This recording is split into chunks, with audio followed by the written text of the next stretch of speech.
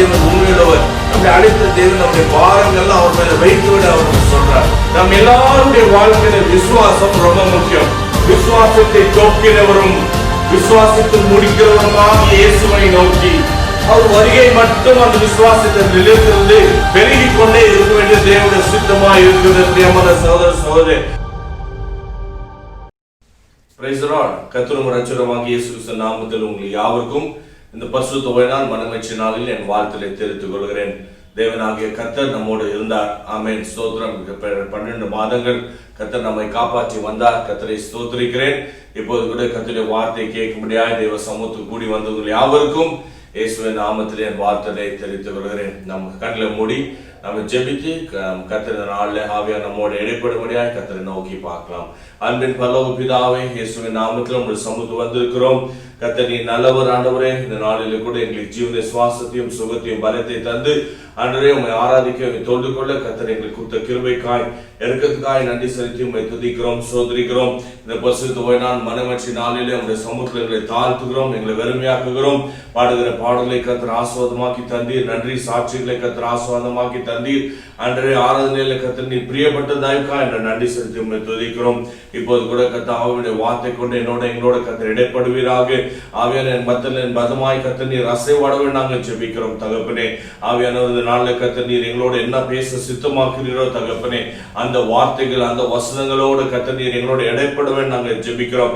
எங்களை தொடர்ந்து கர்த்தர் நீர் பரிசுத்தப்படுத்த உங்களுடைய சித்தத்தை அறிந்து கொள்ளும்படியாய் கர்த்தர் எங்களுக்கு கிருபை தாங்க. சித்தத்தின் நேராக எங்களை ஒப்பு கொடுத்து நாங்கள் ஜெபிக்கிறோம். அப்பா, உங்களுடைய வார்த்தையில் இருக்கிற அந்த சத்தியத்தை எங்களை அறிந்து கொள்ளவும், உங்களுடைய வார்த்தையில் இருக்கிற வழிகளை நாங்கள் அறிந்து அதன்படி நடக்கவும் ஜீவிக்கவும் கர்த்தர் எங்கள் ஒருவருக்கும் ஆண்டவரே தேவன் நீர் கிருபை தருவேன் நாங்கள் ஜெபிக்கிறோம். அப்பா, ஆவியான நேரம் முழுதுமாய் ஆவிக்குள்ளாய் மாற்றி தாரும், ஆசீர்வதியும் காத்துக்கொள்ளும். ஆண்டை தொடர்ந்து நீரே பேசும். உங்களுடைய சத்தத்தை கேட்க ஆவலோடு காத்திருக்கிறோம். ஆவியான நீர் எங்களை பேசி ஆசீர்வதிக்கிறாங்க. இயேசுவின் நாமத்தில் ஜெபிக்கிறோம் ஜீவன் நல்ல பிதாவே. ஆமென், ஆமென். சோத்திரம். கர்த்தருடைய பரிசுத்த நாமத்துக்கு சோத்திரம். வாசிக்கலாம். 1 பேதுரு 5ஆம் அதிகாரம் 6வது 8வது 9வது வசனத்தை வாசிக்கலாம். 6ல இருந்து 9வது வசனம் வரலும் வாசிக்க கேட்கலாம். 1 பேதுரு 5ஆம் அதிகாரம் 6ஆம் வசனத்துல இருந்து 9வது வசனம் வரலும் வாசிக்க கேட்கலாம். Therefore humble yourselves under the mighty hand of God, that he may exalt you in due time, casting all your care upon him, for he cares for you. Be sober, be vigilant, because your adversary the devil walks about like a roaring lion, seeking whom he may devour. Resist him, steadfast in the faith, knowing that the same suffering are experienced by your brotherhood in the world. Amen. Amen. தமிழை வாசிக்க கேட்கலாம். ஆகையால் ஏற்ற காலத்திலே தேவன் உங்களை உயர்த்தும்படிக்கு அவருடைய பலத்த கைக்குள் அடங்கி இருங்கள். அவர் உங்களை விசாரிக்கிறவர் ஆனபடியால் உங்கள் கவலைகளை எல்லாம் அவர் மேல் வைத்து விடுங்கள். தெளிந்த புத்தி உள்ளவராயிருங்கள், விழித்திருங்கள். ஏனெனில் உங்கள் எதிராளியாகிய பிசாசானவன் கெர்ச்சிக்கிற சிங்கம் போல் எவனை விழுங்கலாமோ என்று வகை தேடி சுற்றித் திரிகிறான். விசுவாசத்தில் உறுதியாயிருந்து அவனுக்கு எதிர்த்து நில்லுங்கள். உலகத்தில் உள்ள உங்கள் சகோதரரிடத்திலே அப்படிப்பட்ட பாடுகள் நிறைவேறி வருகிறதென்று அறிந்திருக்கிறீர்களே. ஆமென். கர்த்தருடைய பரிசுத்த நாமத்துக்கு ஸ்தோத்திரம். இங்க நாம் வாசித்து பார்க்கும்போது பேதுரு தன்னுடைய 1வது நிருபத்துல விசுவாசிகளுக்கும் விசுவாச குடும்பங்களுக்கும் அவர் எழுதியிருக்கிற இந்த கடிதத்தை நாம் இங்க வேதத்துல பார்க்கிறோம். தன்னுடைய வாழ்க்கையில தன் பர்சனலுடைய லைஃப்ல தன்னுடைய வாழ்க்கையில அவருக்கு நேரிட்ட காரியங்களை வைத்து தன்னுடைய வாழ்க்கையின் அனுபவங்களை இந்த வேதத்தில் எழுதி நாம் எப்படி ஆவிக்குரிய ஜீவத்துல நாம் வளர வேண்டும் என்று சொல்லி, ஆவிக்குரிய ஜீவத்தில் நாம் எப்படி இருக்க வேண்டும் என்று சொல்லி சில ஆலோசனைகளை இங்க பேதுரு தருகிறதை நாம் வேதத்தில் நம்ம பார்க்கிறோம்.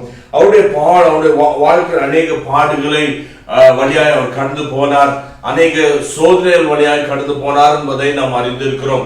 இந்த சோதனைகள் வழியாய் கடந்த பேதுரு தன்னுடைய வாழ்க்கையில எப்படியாய் நாம் ஜீவிக்கணும் என்பதை இந்த வசனங்கள் மூலமாய் இந்த நாளில் நாம் தியானித்து ஆவியானவர் நம்மோட இடைப்படுவாராக. நாம் முதலாவது வேதத்துல வாசித்து பார்க்கும் போது 6வது வசனத்தை மாத்திரம் வாசிங்க. ஆகையால் ஏற்ற காலத்திலே தேவன் உங்களை உயர்த்தும்படிக்கு அவருடைய பலத்த கைக்குள் அடங்கி இருங்கள். பலத்த கரங்களை அடங்கி இருங்கள். பாருங்க, அவர் சொல்றார், பேதுரு சொல்றார், என்ன சொல்றார்? கர்த்தர் உங்களை ஏற்ற காலத்துல உயர்த்துறதுக்கு, நம்முடைய வாழ்க்கையில உயர்வு நமக்கு வேண்டும்னா வேதம் சொல்லுது, நீ பலத்த கரத்துடைய கரங்களை நீங்க அடங்கி இருக்க வேண்டியது ரொம்ப முக்கியம் என்பதை அவர் சொல்றார். பாருங்க, நம்முடைய வாழ்க்கையில எல்லாரும் உயர்வு வர வேண்டும் என்று சொல்லி நாம் நினைக்கிறோம். அது எப்பேற்பட்ட ஒரு மனுஷனா இருந்தாலும், படித்தவனும் சரி படிக்காதவனாலும் சரி, அது ஆணா இருந்தாலும் சரி பெண்ணா இருந்தாலும் சரி, எல்லாரும் என்ன நினைக்கிறாங்கன்னா, என்னுடைய வாழ்க்கையில ஒரு உயர்வு எனக்கு வேணும், ஒரு உயர்வு, இந்த நிலைமையை விட நான் இன்னொரு ஒரு படி 2 படி 3 படி நான் இன்னும் உயர்வாய் போகணும்னு சொல்லிதான் மனுஷன் எதிர்பார்க்கிறதை நாம் பார்க்கிறோம். எல்லா கட்டங்களும் வெறும் ஒரு காரியத்துல மாத்திரம் இல்ல, வாழ்க்கையின் எல்லா கட்டங்களும் எனக்கு ஒரு உயர்வு உண்டாகணும்னு சொல்லி நாம் இங்க நினைக்கிறோம். நாம் நினைக்கிற ஒரு லாய் காணப்படும். இந்த வசனத்தை பேதுரு சொல்ற காரியம் என்ன தெரியுமா? நீங்கள் கர்த்தர் உங்களை உயர்த்தும்படி, உயர்வு எங்க யாராலும் வர முடியாது. நம்முடைய படிப்போ நம்முடைய எக்ஸ்பீரியன்ஸோ எதுவுமே நமக்கு உயர்வு கொடுக்காது. கர்த்தர் மாத்திரம் ஒரு மனுஷனை உயர்த்த கூடும் என்பதை நாம் இங்க தெளிவாய் நம்ம வேதத்துல வாசிக்கிறோம். கர்த்தர் ஒரு மனுஷனை உயர்த்தணும்னா வேதம் சொல்றது, நீங்க அவருடைய பலத்த கரங்கள் அடங்கிருங்கள். பேதுருடைய ஆலோசனை என்ன சொல்ற? கர்த்தருடைய பலத்த கரத்துல நீங்க அடங்கி இருந்தால்னா நிச்சயமா என்ன செய்வார்? கர்த்தர் உங்களை உயர்த்துவார். நம்ம பேதுருடைய வாழ்க்கையை நம்ம பார்க்கிறோம், சாதாரணமான ஒரு மீன் பிடிக்கிறவனாய் தான் அவன் இருந்தான். மீன் பிடிக்கிற ஒரு மனுஷன் நீங்க பாத்தீங்கன்னா அதிகமாய் அவனுடைய வாழ்க்கையில படிப்பு இருக்காது, பேசுறது கூட ரொம்ப அதிகமாய் பேச மாட்டாங்க, படிப்பு அறியாதவர்களா இருப்பாங்க, சிலர் பேதைகளா இருப்பாங்க, நிறைய விஷயங்கள் அவங்களுக்கு தெரியாது, பூமிக்குரிய காரியங்கள் வேலைக்குரிய காரியங்கள் நிறைய தெரியாது. என்ன தெரியுது? மீன் பிடிக்கிற காரியங்கள் அநேக காரியம் மாத்திரம் அவங்களுக்கு தெரியும். அதுதான் இங்க பேதுருடைய வாழ்க்கையில நம்ம பார்க்கலாம், அதுதான் அவனுக்கு தெரியும்.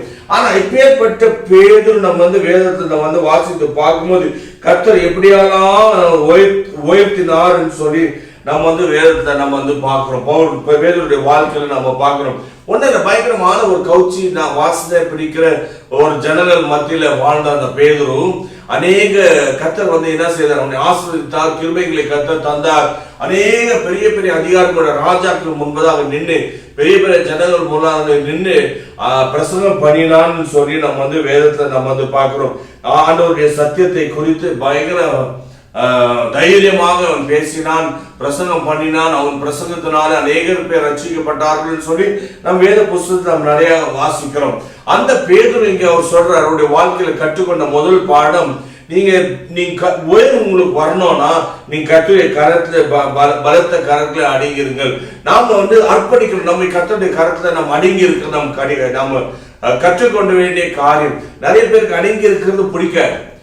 அடங்கி இருக்கிறது ஒரு கெட்ட வார்த்தை போல நிறைய பேர், ஒரு கெட்ட காரியம் போல நிறைய பேர் நினைக்கிறாங்க. ஆனா இல்லை, நம்முடைய வாழ்க்கையில் நமக்கு உயர்வு வேணும்னா நம் கர்த்தருடைய பலத்த கரங்களை நம்ம அடங்கி இருக்கிறது அடிக்க வேண்டி இருக்கிறது ரொம்ப ரொம்ப அவசியம். நாம கர்த்தருடைய பலத்த கரங்கள் அடங்கி இருக்கும் போது ஏற்ற சமயத்துல கர்த்தர் நம்ம உயர்த்துவாருன்னு சொல்லி நம்ம பார்க்கிறோம். 2வது காரியத்தை நம்ம வாசித்து பார்க்கும்போது 7ஆம் வசனத்தை வாசிங்க. அவர் உங்களை விசாரிக்கிறவரானபடியால் உங்கள் கவலைகளை எல்லாம் அவர் மேல் வைத்து விடுங்கள் அப்படின்னு சொல்லி நம்ம பார்க்கிறோம். பாருங்க, நம்முடைய தேவன் நம்மை விசாரிக்கிற தேவனா இருக்கிறார். நம்முடைய கவலைகள் எல்லாம் நம்ம அவர் மேல வைக்க கர்த்தர் நமக்கு ஆலோசனை சொல்கிறார். பேதுருடைய வாழ்க்கையில எவ்வளவு கஷ்டங்கள் நஷ்டங்கள் வந்த போதிலும் அந்த கவலைகள் எல்லாம் இயேசு மேல வைத்ததாக நம்ம வேதத்துல பார்க்கிறோம். நான் உங்களுக்கு முன்னாலே சொன்னேன், மரியாள் இயேசுடைய கல்லறை அண்டையிலே இயேசுடைய உயர்த்ததுனால அவர் அங்க போறாள்.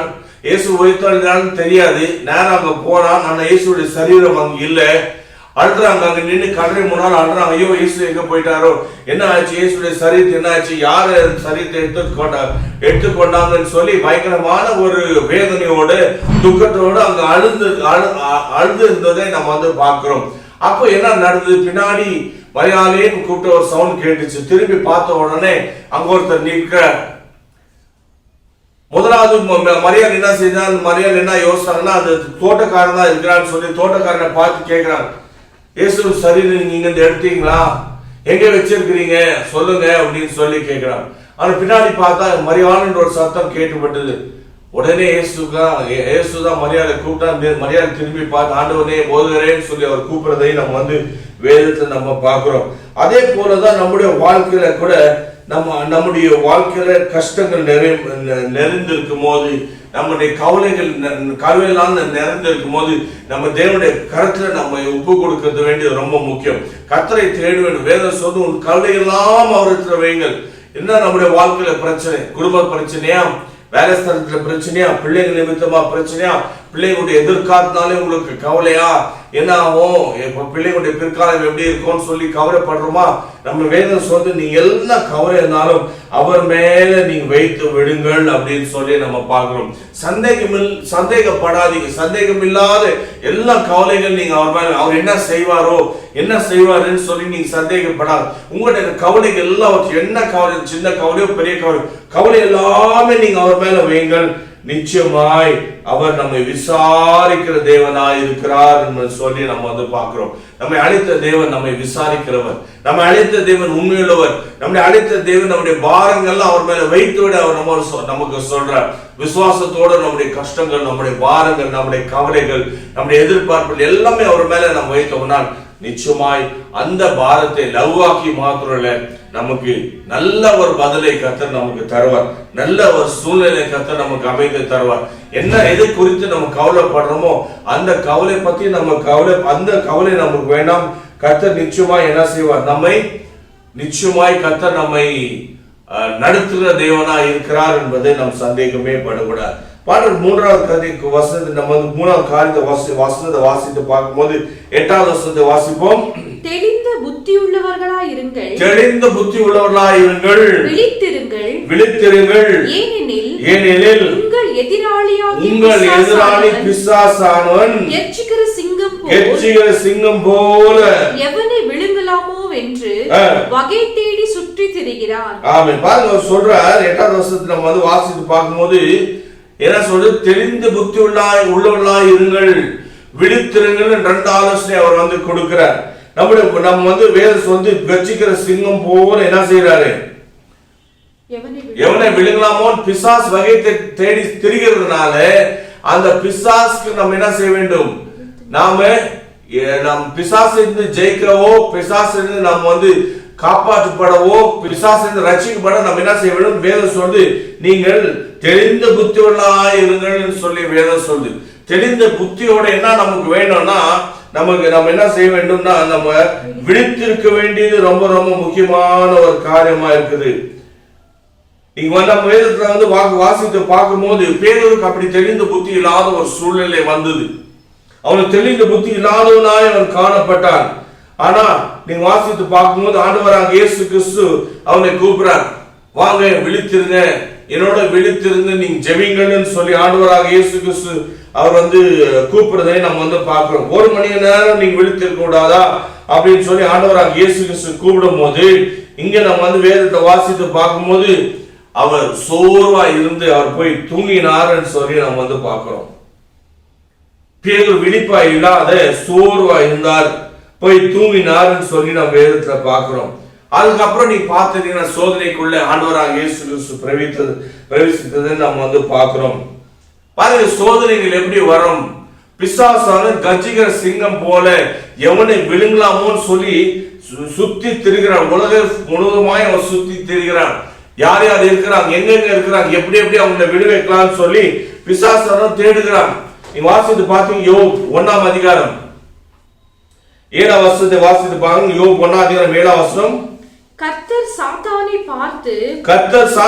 பார்த்து நீ எங்கிருந்து வருகிறாய், நீ எங்கிருந்து வருகிறாய் என்று கேட்கிறார். சாத்தான் கர்த்தருக்கு பிரதியுத்தரமாக, கர்த்தர்கிட்ட சாத்தான் பிரதியுத்தரமாக பூமி எங்கும் உலாவி, நல்ல கவனி, பூமி எங்கும் உலாவி அதில் சுற்றி திரிந்து வருகிறேன் சொல்லி பிசாசானவன் இயேசு கர்த்தர்கிட்ட சொல்ற காரியத்தை நம்ம வேதத்துல பார்க்கிறோம். பிசாசு எவனை விழுங்கலாமோ கர்ஜி தேடி உலகம் முழுவதுமாய் சுத்தி பார்க்கிறான். கர்த்தர்கிட்ட ஒரு நாள் போய் கர்த்தர் கேட்கிற எங்க வரேன்னு சொல்லி கேட்டா அவன் சொல்றான், உலகம் எங்கேயும் நான் என்ன செய்யறேன், சுத்தி திரிஞ்சு வரேன் அப்படின்னு சொல்லி அவன் கர்த்தர்கிட்டே பதில் சொல்றதை நம்ம வேதத்தை பார்க்கிறோம். ஆகவே பிசாசு வந்து கர்ஜி சிங்கம் போல எவனை விழுங்கலாமோ தேடி வகை தேடுகிற இந்த சிச்சுவேஷன்ஸ்ல இந்த நாட்களில் நாம் இன்னும் விழிப்பா இருக்க வேண்டியது ரொம்ப முக்கியம்.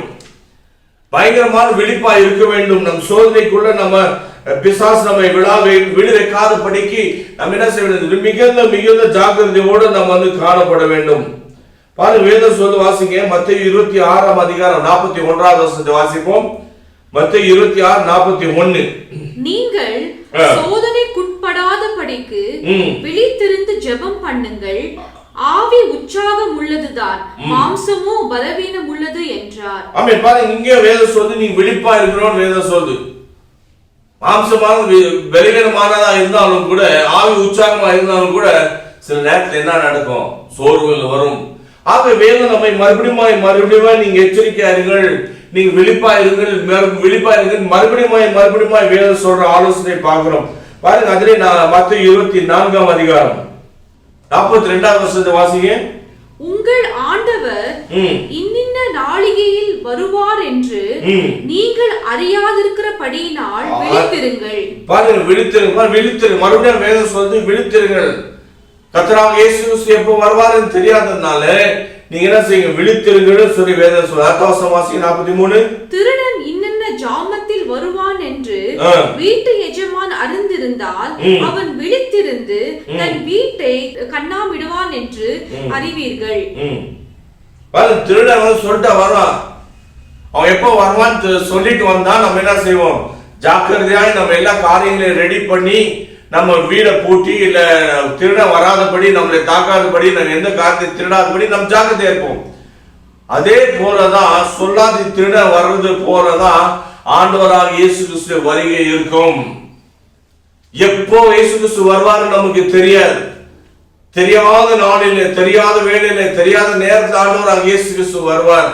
ஆகவே வேதம் சொல்லி தெரியாத நாளில் ஆண்டவராக இயேசு கிறிஸ்து வர்றதுனாலே நீங்களும் என்ன செய்யுங்க?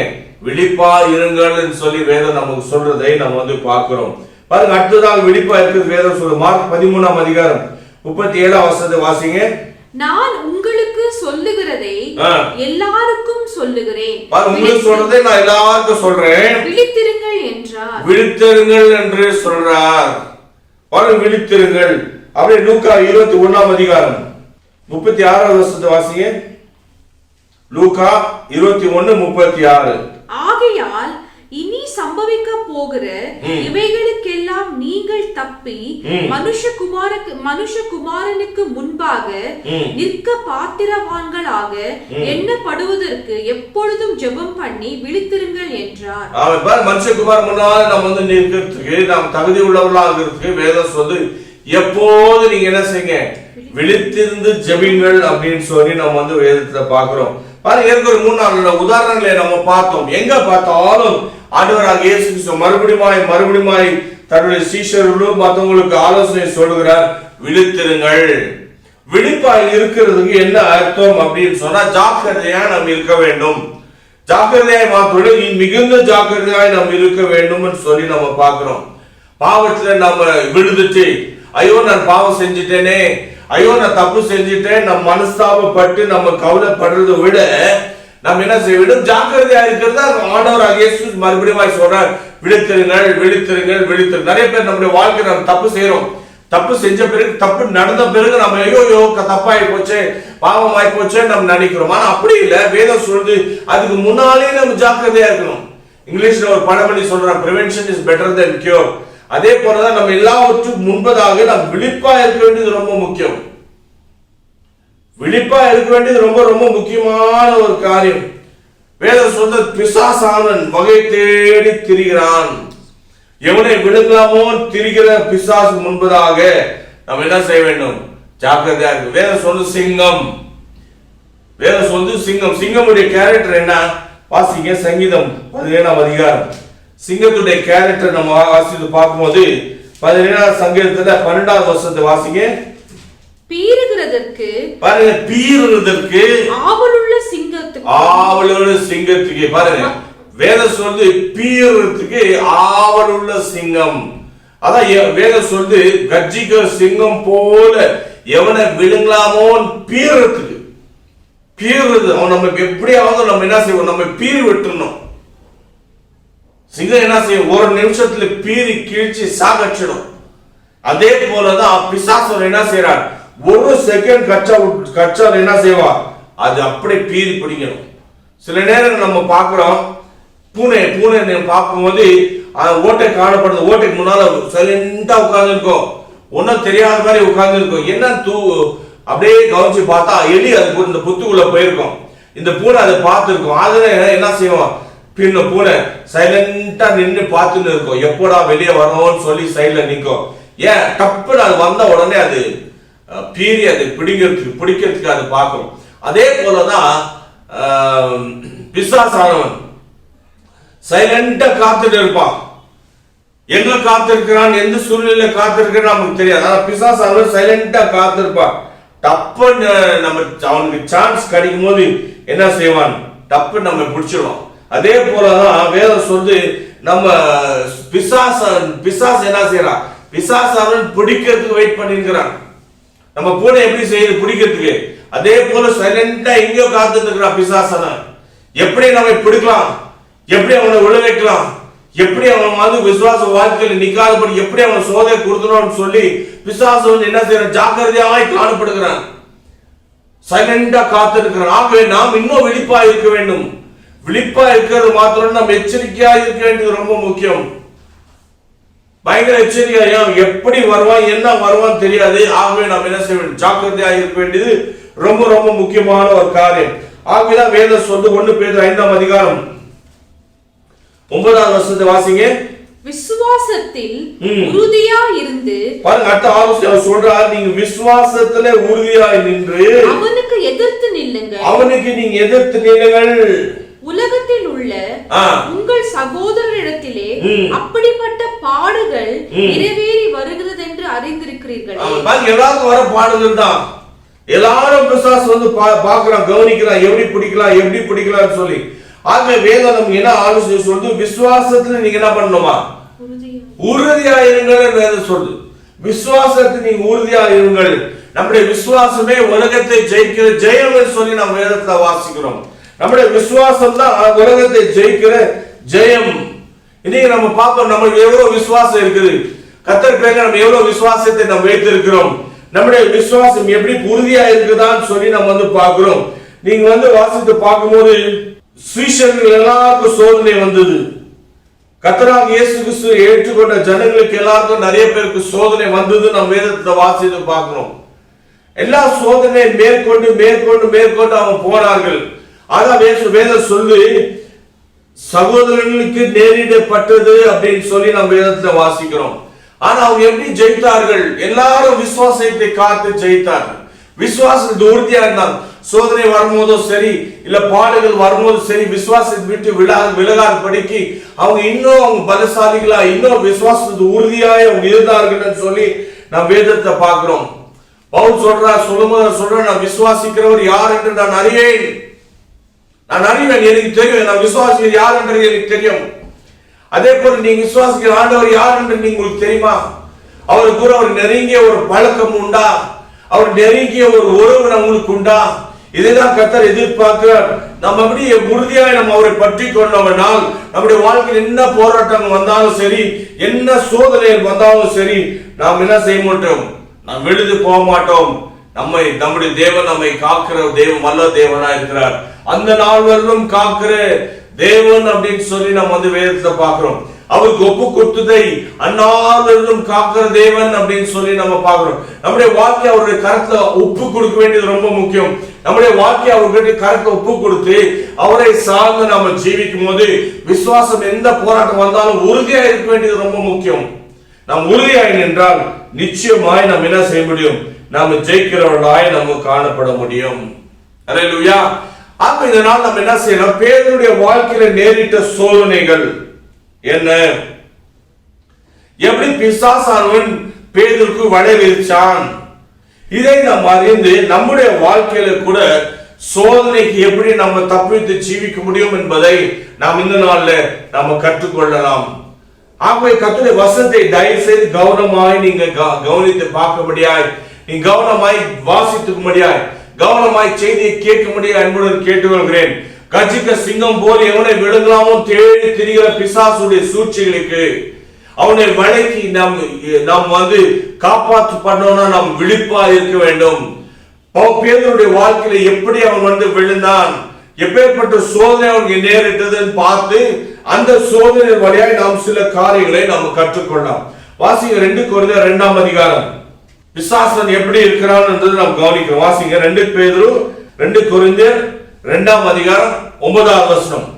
நீங்கள் எல்லாவற்றிலையும் கீழ்ப்படிந்திருக்கிறீர்கள் என்று உங்களை சோதிக்கும்படி இப்படி எழுதினேன். எவனுக்கு நீங்கள் மன்னித்திருக்கிறீர்களோ அவனுக்கு நானும் மன்னித்திருக்கிறேன். மேலும் எதை நான் மன்னித்திருக்கிறேனோ அதை உங்கள் நிமித்தம் கிறிஸ்துவினுடைய சன்னிதானத்திலே மன்னித்திருக்கிறேன். சாத்தானாலே நாம் மோசம் போகாத படிக்கு அப்படி செய்தேன். அவனுடைய தந்திரங்கள் நமக்கு தெரியாதவைகள் அல்லவே. பாருங்க, வேதத்தை பார்க்கிறோம். சாத்தானுடைய தந்திரத்தை நாம் அறிந்து கொள்ள வேண்டும். ஏன் மன்னிங்கள் நம்ம சொல்றோம்? ஏன் வேணும் மறுபடியும் சொல்றீங்க? நான் உங்களுக்கு அடிக்கடி சொல்ல, மன்னித்து விடுங்கள், எல்லாரும் மன்னித்து விடுங்கள், எப்பேற்பட்ட காரியம் இருந்தாலும் மன்னித்து விடுங்கள். வேதம் சொல்லு கிறிஸ்து உங்களை மன்னித்தது போல நீங்களும் மன்னிங்கள். ஏன் சொல்றாங்கன்னா, வேதம் சொல்லு நம்ம மன்னிக்கலனா பிசாசுக்கு அது ஒரு ஆயுதமாய் இருக்கும், அது ஒரு அட்வான்டேஜா இருக்கும். பிசாசு நம்மை பிடிக்க ஒரு நல்ல ஒரு ஆயுதமா இருக்கும்னு சொல்லி நம்ம வாசிக்கிறோம். மறுபடியும் வாசிக்கிறோம் 10ஆம் வசனம். எவனுக்கு நீங்கள் மன்னித்திருக்கிறீர்களோ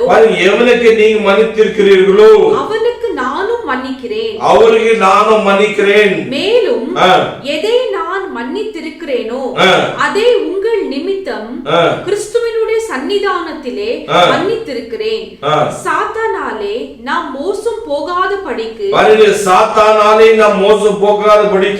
அப்படி செய்தேன். மன்னிக்க வேண்டும். மன்னிக்க வேண்டியது ரொம்ப ரொம்ப முக்கியம். நாம் மன்னிக்கலனா அது என்ன செய்யுமா? பிசாசுக்கு ஒரு ஆயுதமாய் அது முடிஞ்சு விடும் சொல்லி பார்க்கிறோம். ஆகவேதான் 9ஆம் வசனத்தை சொல்றார், எல்லாவற்றையும் கீழ்ப்படியது போல நீங்க கீழ்ப்படியா இருங்கன்னு சொல்லி நான் உங்களுக்கு ஆலோசனை சொல்றேன், உங்களுக்கு புத்தி சொல்றேன், உங்களுக்கு எழுதுறேன்னு சொல்லி இங்க கொரிந்தியர்ல பவுல் எழுதுற வார்த்தையை நம்ம பார்க்கிறோம். இவன் பிசாசுக்கு ஒரு அட்வான்டேஜ் பாயிண்ட் நம்ம விடக்கூட. அவன் கஜிக்கிற சிங்கம் போல எவனை விழுங்கலாமோன்னு சொல்லி திரிகிறவனுக்கு அவன் என்ன செய்யறானா, முதலாவது கிறிஸ்துவங்களை மன்னித்தார் இல்ல, நீங்க மன்னிக்கல அப்படின்னு அது ஒரு வீக்னஸ் பாயிண்டா நம்ம என்ன செய்வான், நம்ம எப்படியாவது பிடிச்சிடும். ஆகவே நம்ம என்ன செய்ய வேண்டும், மிகுந்த ஜாக்கிரதை உள்ளவர்களாய் நம்ம காணப்பட வேண்டும். 2வது பாருங்க, அதே 2 கொரிந்தியர் 11ஆம் அதிகாரம் 3ஆவது வசனத்தை வாசிங்க. 2 கொரிந்தியர் 11ஆம் அதிகாரம் 3ஆவது வசனம். ஆகிலும் சர்ப்பமானது தன்னுடைய தந்திரத்தினாலே ஏவாளை வஞ்சித்தது போல உங்கள் மனதும் கிறிஸ்துவை பற்றிய உண்மை நின்று விலகும்படி கெடுக்கப்பட போகும் என்று பயந்திருக்கிறேன். ஆமென். பாருங்க, பிசாசு என்ன செய்வானா, அவன் நம்முடைய சத்தியத்தை விலக வைப்பான். கிறிஸ்துவின் உண்மையிலிருந்து அப்படின்னு சொல்லி நம்ம வேதத்துல பார்க்கிறோம். கிறிஸ்துவில் உள்ள உண்மையிலிருந்து நம்ம விலகி போகப்படி பிசாசானவன் செய்கிறவனா இருக்கிறான். சத்தியத்தை விட்டு நம்ம விலகி போக பிசாசானவன் பாவான்.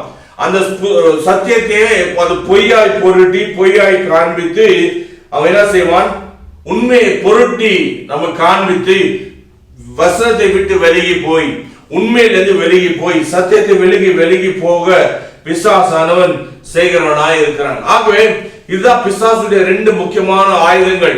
இந்த 2 முக்கியமான ஆயுதங்களை குறித்து நம்ம ஜாக்கிரதை உள்ளவர்களாய் நாம காணப்பட வேண்டும். முதலாவது நம்ம பார்க்கும்போது அவன் என்ன செய்யறான், ரொம்ப கன்னிங் நேச்சரா இருக்கிறான். பயங்கர ஒரு தந்திரம் உள்ள ஒரு பிசாசுன்னு சொல்லி நம்ம பார்க்கிறோம். தந்திரம் உள்ளவனாய் இருந்து அவன் என்ன செய்வான், அநேகரை வஞ்சிக்க கூடியவனாய் இருப்பான். கிறிஸ்துவை போல மன்னிக்காதபடி வஞ்சிக்கிறவனாய் இருக்கிறதை நம்ம வேதத்தை பார்க்கிறோம்.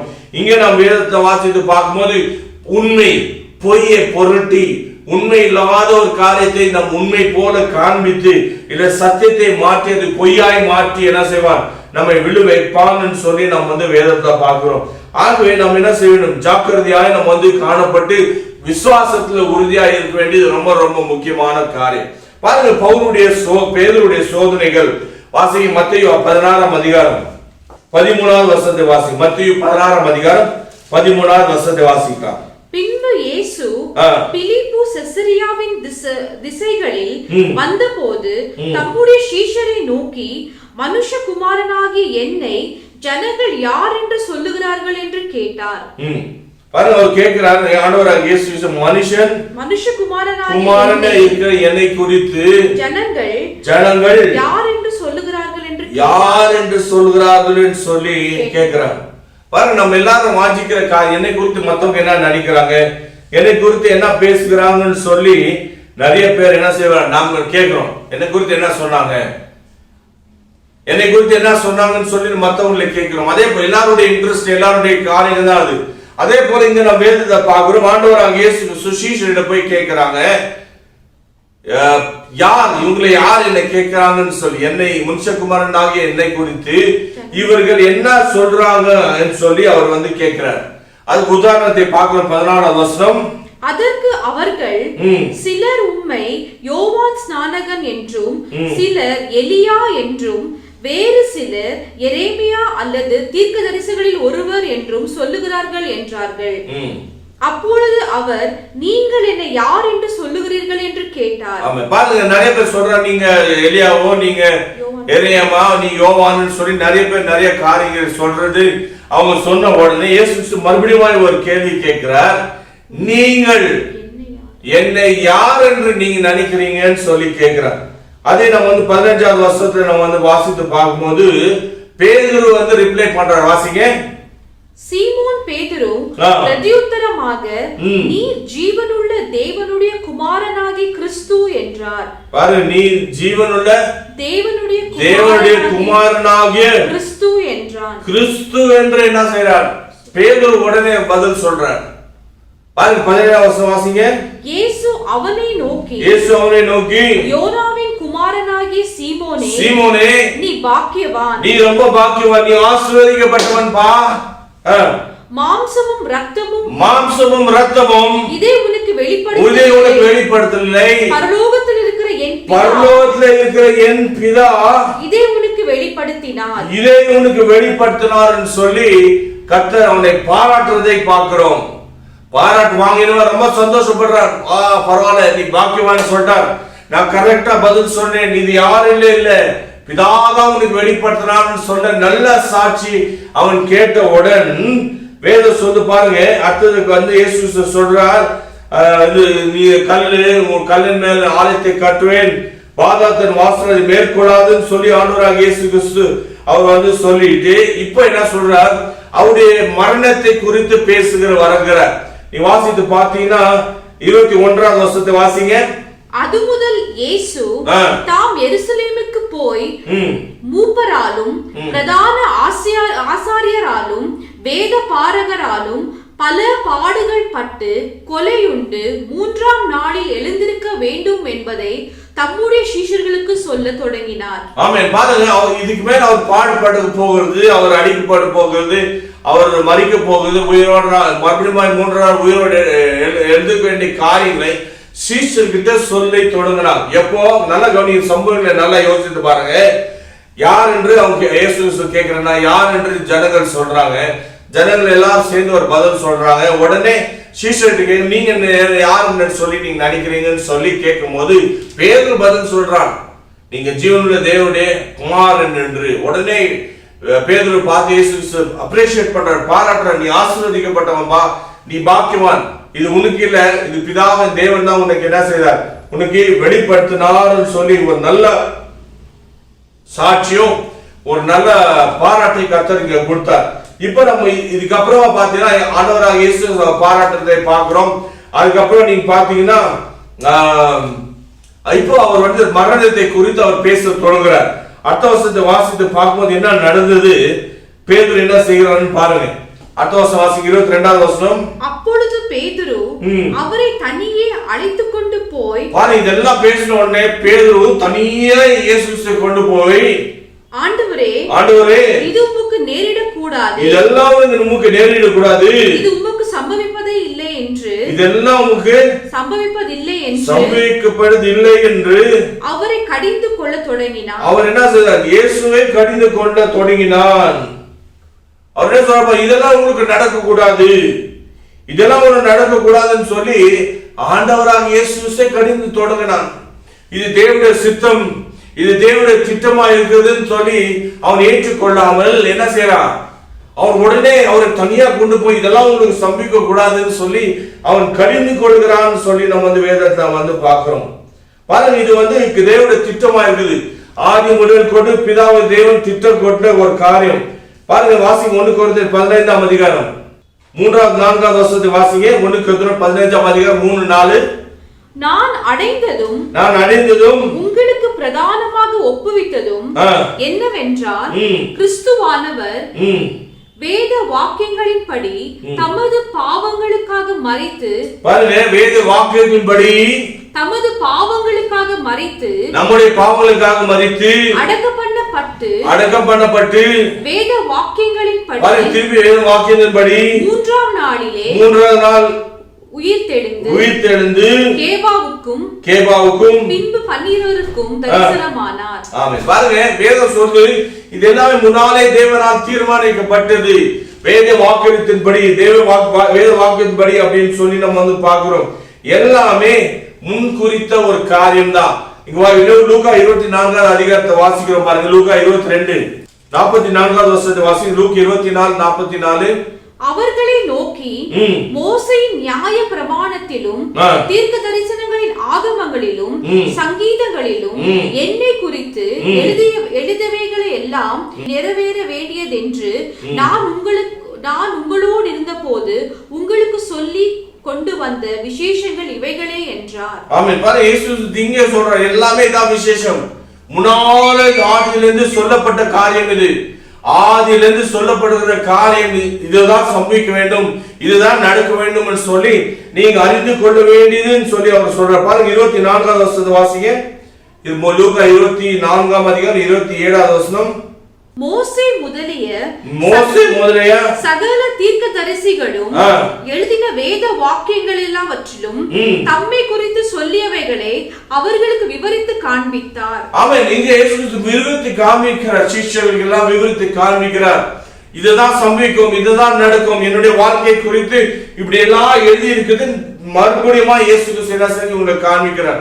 இதை நீ பாத்தீங்கன்னா பேதுரு என்ன செய்யறார்? கவனித்து இதெல்லாம் பார்த்துட்டு இயேசு கிறிஸ்து இதெல்லாம் அவங்களுக்கு சொல்றாங்க. சீஷர்களுக்கு எல்லாம் சொல்லும் போது பேதுரு தனியா இயேசு கிறிஸ்து கொண்டு போய் என்ன செய்யறாரு? இதெல்லாம் உங்களுக்கு சபிக்க ஆகாது அப்படின்னு சொல்லி அவரை கடிந்து கொள்கிறதை நம் வேதத்துல பார்க்கிறோம். பாருங்க, அப்போஸ்தலர் 3ஆம் அதிகாரத்தை வாசித்து பார்க்கும்போது, அப்போஸ்தலர் 3ஆம் அதிகாரம் 21வது வசனத்தை வாசிங்க.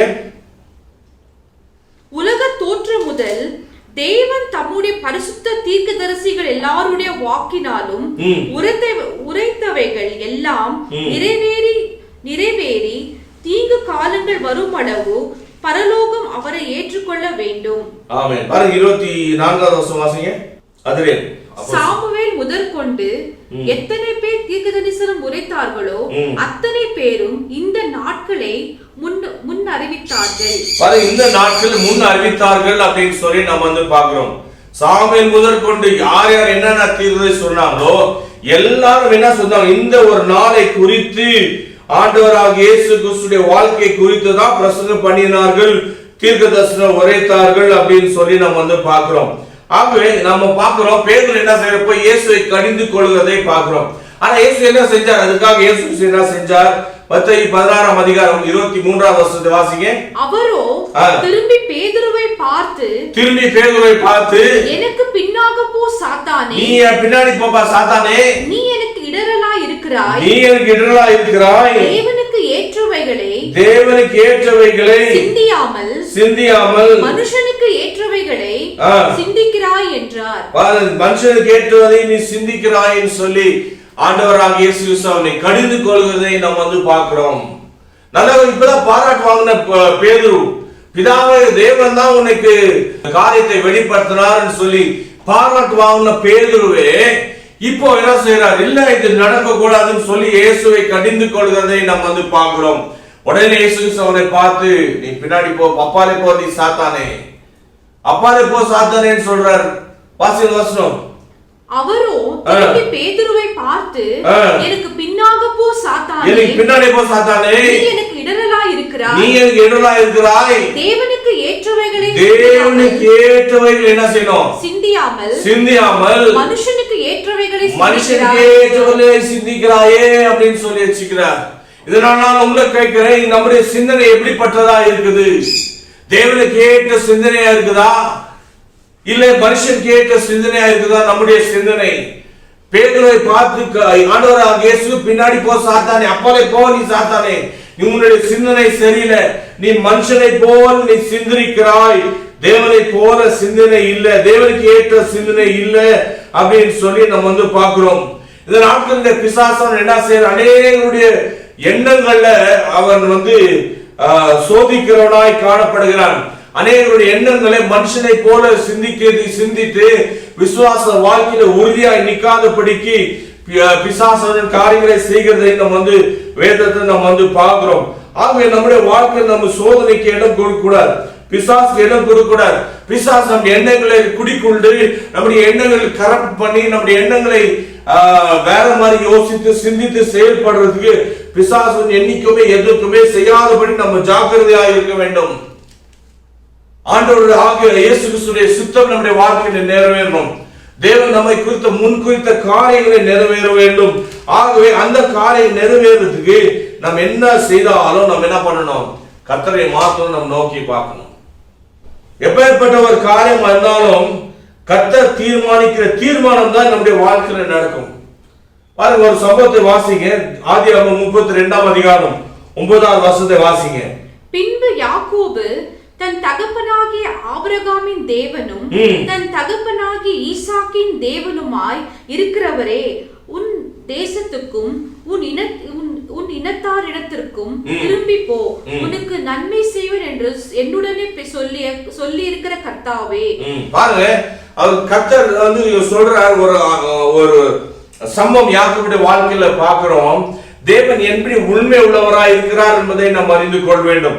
நாம் எதுக்கு சொன்னா, நான் பிசாசை பார்த்து நாம் பிசாசு தைரியமா சொன்னோம், என் தேவன் உண்மையுள்ளவர், அவர் என்னை குறித்தது, என் வாழ்க்கை குறித்ததை நிச்சயமாய் அவர் செய்ய வல்லவர், நிச்சயமாய் அவர் செய்து அதை முடிப்பார். நீ எண்ணங்களை நீ என்ன செய்யாத, நீ கொள்பாதே, என் வாழ்க்கை திசைத்தை நீ திருப்ப பார்க்காதே, என்னுடைய வாழ்க்கையில நான் போகிற பாதை எனக்கு சரியான பாதை தெரியும், கர்த்தரின் வாழ்க்கை நடத்துற பாதை சரியான பாதை, நீ என்னை குறுக்கிடாதேன்னு சொல்லி நாம் தேவனை குறித்த காரியத்தை நாம் அறிந்து கொள்ள வேண்டும். கர்த்தர் சொன்ன காரியம் என்ன, யாக்கோபை குறித்து என்ன கர்த்தர் சொன்னாரோ அது நிச்சயமாய் கர்த்தர் நிறைவேற்றுகிற தேவன் என்பதை நாம் இந்த வசனத்தின் மூலமாய் பார்க்கிறோம். யாக்கோபு சொல்றார், பாருங்க, மறுபடியும் வசனத்தை வாசிங்க.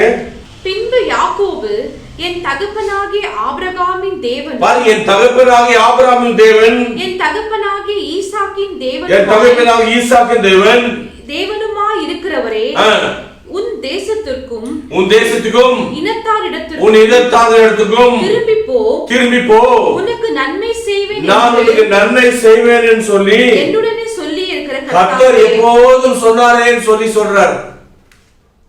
முன்னே கர்த்தர் சொல்ற, வாசிங்க, அதை கூட வாசிங்க. 31ஆம் அதிகாரம், ஆதியாகமம் 31ஆம் அதிகாரம் 13ஆம் வசனத்தை வாசிங்க. நீ தூணுக்கு அபிஷேகம் செய்து, நீ தூணுக்கு அபிஷேகம் பண்ணி எனக்கு ஒரு பொருத்தனையை பண்ணின பெத்தேலிலே உனக்கு தரிசனமான தேவன் நானே, இப்பொழுது நீ எழுந்து இந்த தேசத்தை விட்டு புறப்பட்டு உன் இனத்தாராய் இருக்கிற தேசத்திற்கும் திரும்பி போ என்று சொன்னார் என்றார். கர்த்தர் சொன்னா நீ போ. இங்கே அதை நினைவு கூர்ந்து யாக்கோபு என்ன சொல்ற, நீ என்னை ஆசீர்வதிக்கிறேன்னு சொன்னீங்களே, எனக்கு நன்மை செய்யறேன்னு சொன்னீங்களே சொல்லி யாக்கோபு கேட்கிறான். என்ன சம்பவம் நாம் இங்க வேதத்தை வாசிக்கும் போது யாக்கோபு மறுபடியும் வர்றதை நம்ம பார்க்கிறோம். ஆனா இயேசு என்ன செய்யறார், யாக்கோபு வராதுன்னு தெரிஞ்சு 400 பேரோட அவர் என்ன செய்யறார், கூடி 400 பேரோட அவர் யாக்கோபை சந்திக்க வருகிறதை நம்ம வேதத்தை பார்க்கிறோம். ஏன் இப்படி சொல்ற, வாசிங்க. ஆதியாகமம் 27ஆம் அதிகாரத்துல 41வது வசனத்தை வாசிங்க. ஏன் இப்போ யாக்கோபு பயப்படுறாரு? யாக்கோபை தன் தகப்பன் ஆசீர்வதித்ததின் நிமித்தம் ஏசா யாக்கோபை பகைத்து, பாருங்க, யாக்கோபு தகப்பனுடைய ஆசீர்வாதம் ஏமாற்றி யாக்கோபு வாங்கிட்டானே, அதுக்காக இவன் பகைத்து, ஏசா பகைத்து தன் தகப்பனுக்காக துக்கம் நாட்கள் சீக்கிரமாய் வரும், பாருங்க, துக்க நாட்கள் சீக்கிரமாய் வரும், அப்பொழுது என் சகோதரன் ஆகிய யாக்கோபை கொன்று போடுவேன் என்று ஏசாவின் இருதயத்திலே சொல்லிக் கொண்டான். அவன் இருதயத்தில் என்ன சொல்லிக் கொண்டான்? என் தகப்பனுடைய துக்க நாட்கள் முடியட்டும், அந்த துக்க நாள் முடிஞ்ச பிறகு என்ன செய்ய, சகோதரனை கொலை பண்ணாத நான் விட மாட்டேன்னு சொல்லி அவன் சொன்னான். இப்ப தன் சகோதரன் அவனை கொன்னிடுவான்னு சொல்லி பயந்தவன் இப்ப என்ன செய்கிறதுன்னு தெரியாதவன் பயந்து இருக்கிறான், பயப்படுறான். என்ன நடக்கும் இப்ப 400 பேரோட வரானோ அப்படின்னு சொல்லி பயந்து பயந்து பயந்து இருக்கிறான். என்ன செய்யுது, எந்த பக்கம் போறது, நான் என்ன பண்றதுன்னு திகைத்து போன யாக்கோபு அந்த வசனத்தை வாசித்து பார்க்கும்போது தேவனை நோக்கி ஜெபிக்கிறான். 39 அதிகாரம் 9 வசனத்தை வாசித்து பார்த்தோமே, அந்த அவன் ஜெபிக்கிற ஜெபம், ஆண்டவரே இப்போ நீங்க என்ன செய்யுங்க, எனக்கு நன்மை செய்வேன்னு சொன்னீங்களே, இந்த நாள்ல நன்மை செய்யுங்கன்னு சொல்லி அவன் கர்த்தரை நோக்கி கூப்பிட்டான். வேதத்துல பார்க்கணும், கர்த்தர் உண்மையுள்ளவராய் இருந்தார். பாருங்க, 27ஆம் அதிகாரத்துல நம்ம வாசித்து பார்க்கும்போது பயங்கர கோபம் கொண்டவனாய் இருந்தான் ஏசா. என் சகோதரனை கொன்னிடுவேன்னு சொல்லி அவன் சொன்னான். கர்த்தரை நோக்கி பார்த்து, ஆண்டவரே என்ன செய்யட்டும், ஆண்டவரே எனக்கு இப்ப என்ன செய்யுங்க, எனக்கு என்ன செய்யுங்க, எனக்கு நன்மை செய்வேன்னு சொன்னீங்களேன்னு தேவனை நோக்கி பார்க்கிறதை நம்ம பார்க்கிறோம். பாருங்க, நம்முடைய வாழ்க்கையில் இப்பேற்பட்ட சூழ்நிலை வழியா நாம் கடந்து போறோமா? மனுஷனுடைய எண்ணம் கொண்ட படி நாம் இருக்கக்கூடாது. தேவனுடைய சித்தம் என்ன, தேவனுடைய திட்டம் என்ன, தேவனுடைய தீர்மானம் என்ன என்பதை நாம் அறிந்து கொள்ள வேண்டும். கர்த்தர் நமக்கு நன்மை செய்கிற தேவனாய் இருக்கிறார். நம்முடைய வாழ்க்கையில தேவன் நமக்கு நன்மை செய்கிற தேவனாய் இருக்கிறதுனால நம்முடைய வாழ்க்கையில் எந்த காரியத்தை குறித்து நாம் பயப்படக்கூடாது. என்ன நம் விரும்புகிறோமோ கர்த்தர் நம்முடைய வாழ்க்கையில் செய்கிறவராய் இருக்கிறார் என்பதை நம்ம பார்க்கிறோம். நம்ம பூமிக்குரிய காரியங்களை மாத்திரம் நம்ம வாஞ்சித்து இருக்காதபடிக்கு நம் பரலோக ராஜ்யத்துக்குரிய காரியங்களை நாட வேண்டும். பரலோக ராஜ்யத்தின் காரியங்களை நாம் நாட வேண்டியது ரொம்ப முக்கியம். நிறைய பேர் இந்த உலக காரியமாய் உலக மனுஷன் செஞ்சு உலக பிரகாரமான காரியங்கள் யோசிக்கிறோம். ஆனா நாம் அப்படி செய்யாது. நம் தேவனுடைய சித்தம் என்ன, தேவனுடைய தீர்மானம் என்னன்னு வைத்து அதுதான் நம்முடைய ஆசையும் வாஞ்சியா இருக்கிறோம். கஷ்டத்து வழியா நான் போகணும், தேவனுடைய தீர்மானமா இருக்கா, அந்த வழியா நான் போகணும். உபத்திரன் வழியா நான் போகணும், கர்த்தருடைய தீர்மானம், அது வழிதான் நான் போகணும். ஏன் நம்முடைய எண்ணங்கள் தேவனை குறித்த எண்ணங்களா இருக்கிறோம். நம்மை தப்பிக்க தேவன் வல்லவராய் இருக்கிறார். நம்மை ரட்சிக்க நம்ம தேவன் வல்லவராய் இருக்கிறார். நான் விசுவாசிக்கிற தேவன் யார் என்றது நான் அறிந்து என்னுடைய விசுவாசம் அவர் மேல ஸ்ட்ராங்கா இருக்க வேண்டியது ரொம்ப முக்கியம். பாருங்க, யாக்கோபு தன்னுடைய வாழ்க்கையில அவர் கர்த்தரை விசுவாசித்தான். கர்த்தர் நீங்க பார்த்தீங்கன்னா நேரா ஏசா வரான், தன் சகோதரனை யாக்கோபை கட்டி பிடிக்கிறதை பார்க்கணும். அவ்வளவாய் கர்த்தர் சூழ்நிலை மாற்றினான். 400 பேரோட வந்தான். ஆனா எல்லாவற்றையும் என்ன செய்தான், கர்த்தர் அதை மாற்றி போட்டார்னு சொல்லி நம்ம பார்க்கிறோம். 400 பேர் என்ன நடக்கும்னு பயந்தான். ஆனா ஜெபித்த ஜெபத்தை கர்த்தர் கேட்டு அந்த சூழ்நிலையை கர்த்தர் மாற்றினார்னு சொல்லி நம்ம பார்க்கிறோம். பாருங்க, நம்முடைய விருப்பம் என்ன, எப்பேற்பட்ட விருப்பமா இருக்கிறோம். நம்ம வேதத்தை வாசித்து பார்க்கும்போது எபிரேயர் 11 அதிகாரத்துல ஆபிரகாமுடைய விருப்பம் என்னன்னு சொல்லி நம்ம பார்க்கிறோம். வாசிங்க 11:16. அதே அல்ல, அதிலும் மேன்மையான பரம தேசத்தை விரும்பினார்கள். பாருங்க, பரம தேசத்தையே விரும்பினான். நம்முடைய எண்ணங்கள் எப்படி இருக்கும் தெரியுமா? பரலோக ராஜ்யத்துக்குரிய எண்ணமாக இருக்க வேண்டும். பரம தேசத்தையே அவன் விரும்பினான் சொல்லி நாம் பார்க்கிறோம். தேவன் தருகிற தேசம், தேவன் நமக்கு கொடுக்கிற தேசம், நமக்காக அழைக்கப்பட்ட தேசம், அந்த எண்ணத்தை குறித்து தான் நாம் காணப்பட வேண்டும். வேதம் சொல்லி உத்தமாய் நடக்கிறவர்களுக்கு கர்த்தர் நன்மை வழங்காதிரார் அப்படின்னு சொல்லி நாம் வேதத்தை வாசிக்கிறோம். உத்தமமாய் நாம் நடக்கும்போது, கர்த்தருடைய வசனத்தின்படி நாம் நடக்கும்போது நம்முடைய இதயத்தின் வாஞ்சை என்னவோ அதை நிச்சயமாய் கர்த்தர் செய்வார் என்பதை நாம் பார்க்கிறோம். நல்ல கர்த்தர் என்ன நினைக்கிறாரோ கர்த்தர் நிச்சயமாய் நம் வாழ்க்கையில செய்து முடிப்பார். அதை நாம் அறிந்து கொள்ள வேண்டும். யோபு சொல்லும்போது, கர்த்தர் நீ சகலத்தையும் செய்ய வல்லவர், நீ நினைத்தது ஒருபோதும் தடைப்படாது. இங்க பேதுருவை பார்த்து கர்த்தர் கடிந்து சொல்கிற காரியம் என்ன, நீ மனுஷனை போல நீ சிந்திக்காது. நீ தேவன் சிந்திக்கிற சிந்தனை போல நீ இருக்க வேண்டும் அப்படின்னு சொல்லி நம்ம பார்க்கிறோம். வேதத்தை அநேக காரியங்களை நாம் வேதத்தை பார்க்கிறோம். நம்முடைய சிந்தனை இந்த பூமிக்குரிய காரியங்கள் இருக்கக்கூடாது. பரலோகராஜ்யத்தை கர்த்தர் காரியம், பரலோகராஜ்யத்தை காரியங்களை நம்முடைய சிந்தனை இருக்க வேண்டியது ரொம்ப ரொம்ப முக்கியம். இதனால நாம கேட்க வேண்டிய காரியம் என்ன? நான் எப்படிப்பட்ட சிந்தனை உள்ளவனாய் நான் இருக்கிறேன்? என்னுடைய சிந்தனை பரலோகராஜ்யத்தற்றதா இருக்குதா? தேவனுக்குரிய சிந்தனையா என்னுடைய சிந்தனை இருக்குதான்னு சொல்லி நம்மை நாம கேட்டு நம்ம சரி செய்ய வேண்டிய நாட்களில் நாம் காணப்படுகிறோம். இங்க பேதுரு பார்த்து கர்த்தர் சொல்றார், நீ மனுஷ சிந்திக்கிறது போல நீ சிந்திக்கிற. அவன் மனுஷ சிந்திக்கிற சிந்தனை போல இருந்ததுனாலே பிசாசால அவன் என்ன செய்வான்? சிக்கியிருக்கிற ஒரு மனுஷன் போல இருந்தான். பிசாசால பயன்படுத்துகிற ஒரு மனுஷனா இருந்தான்.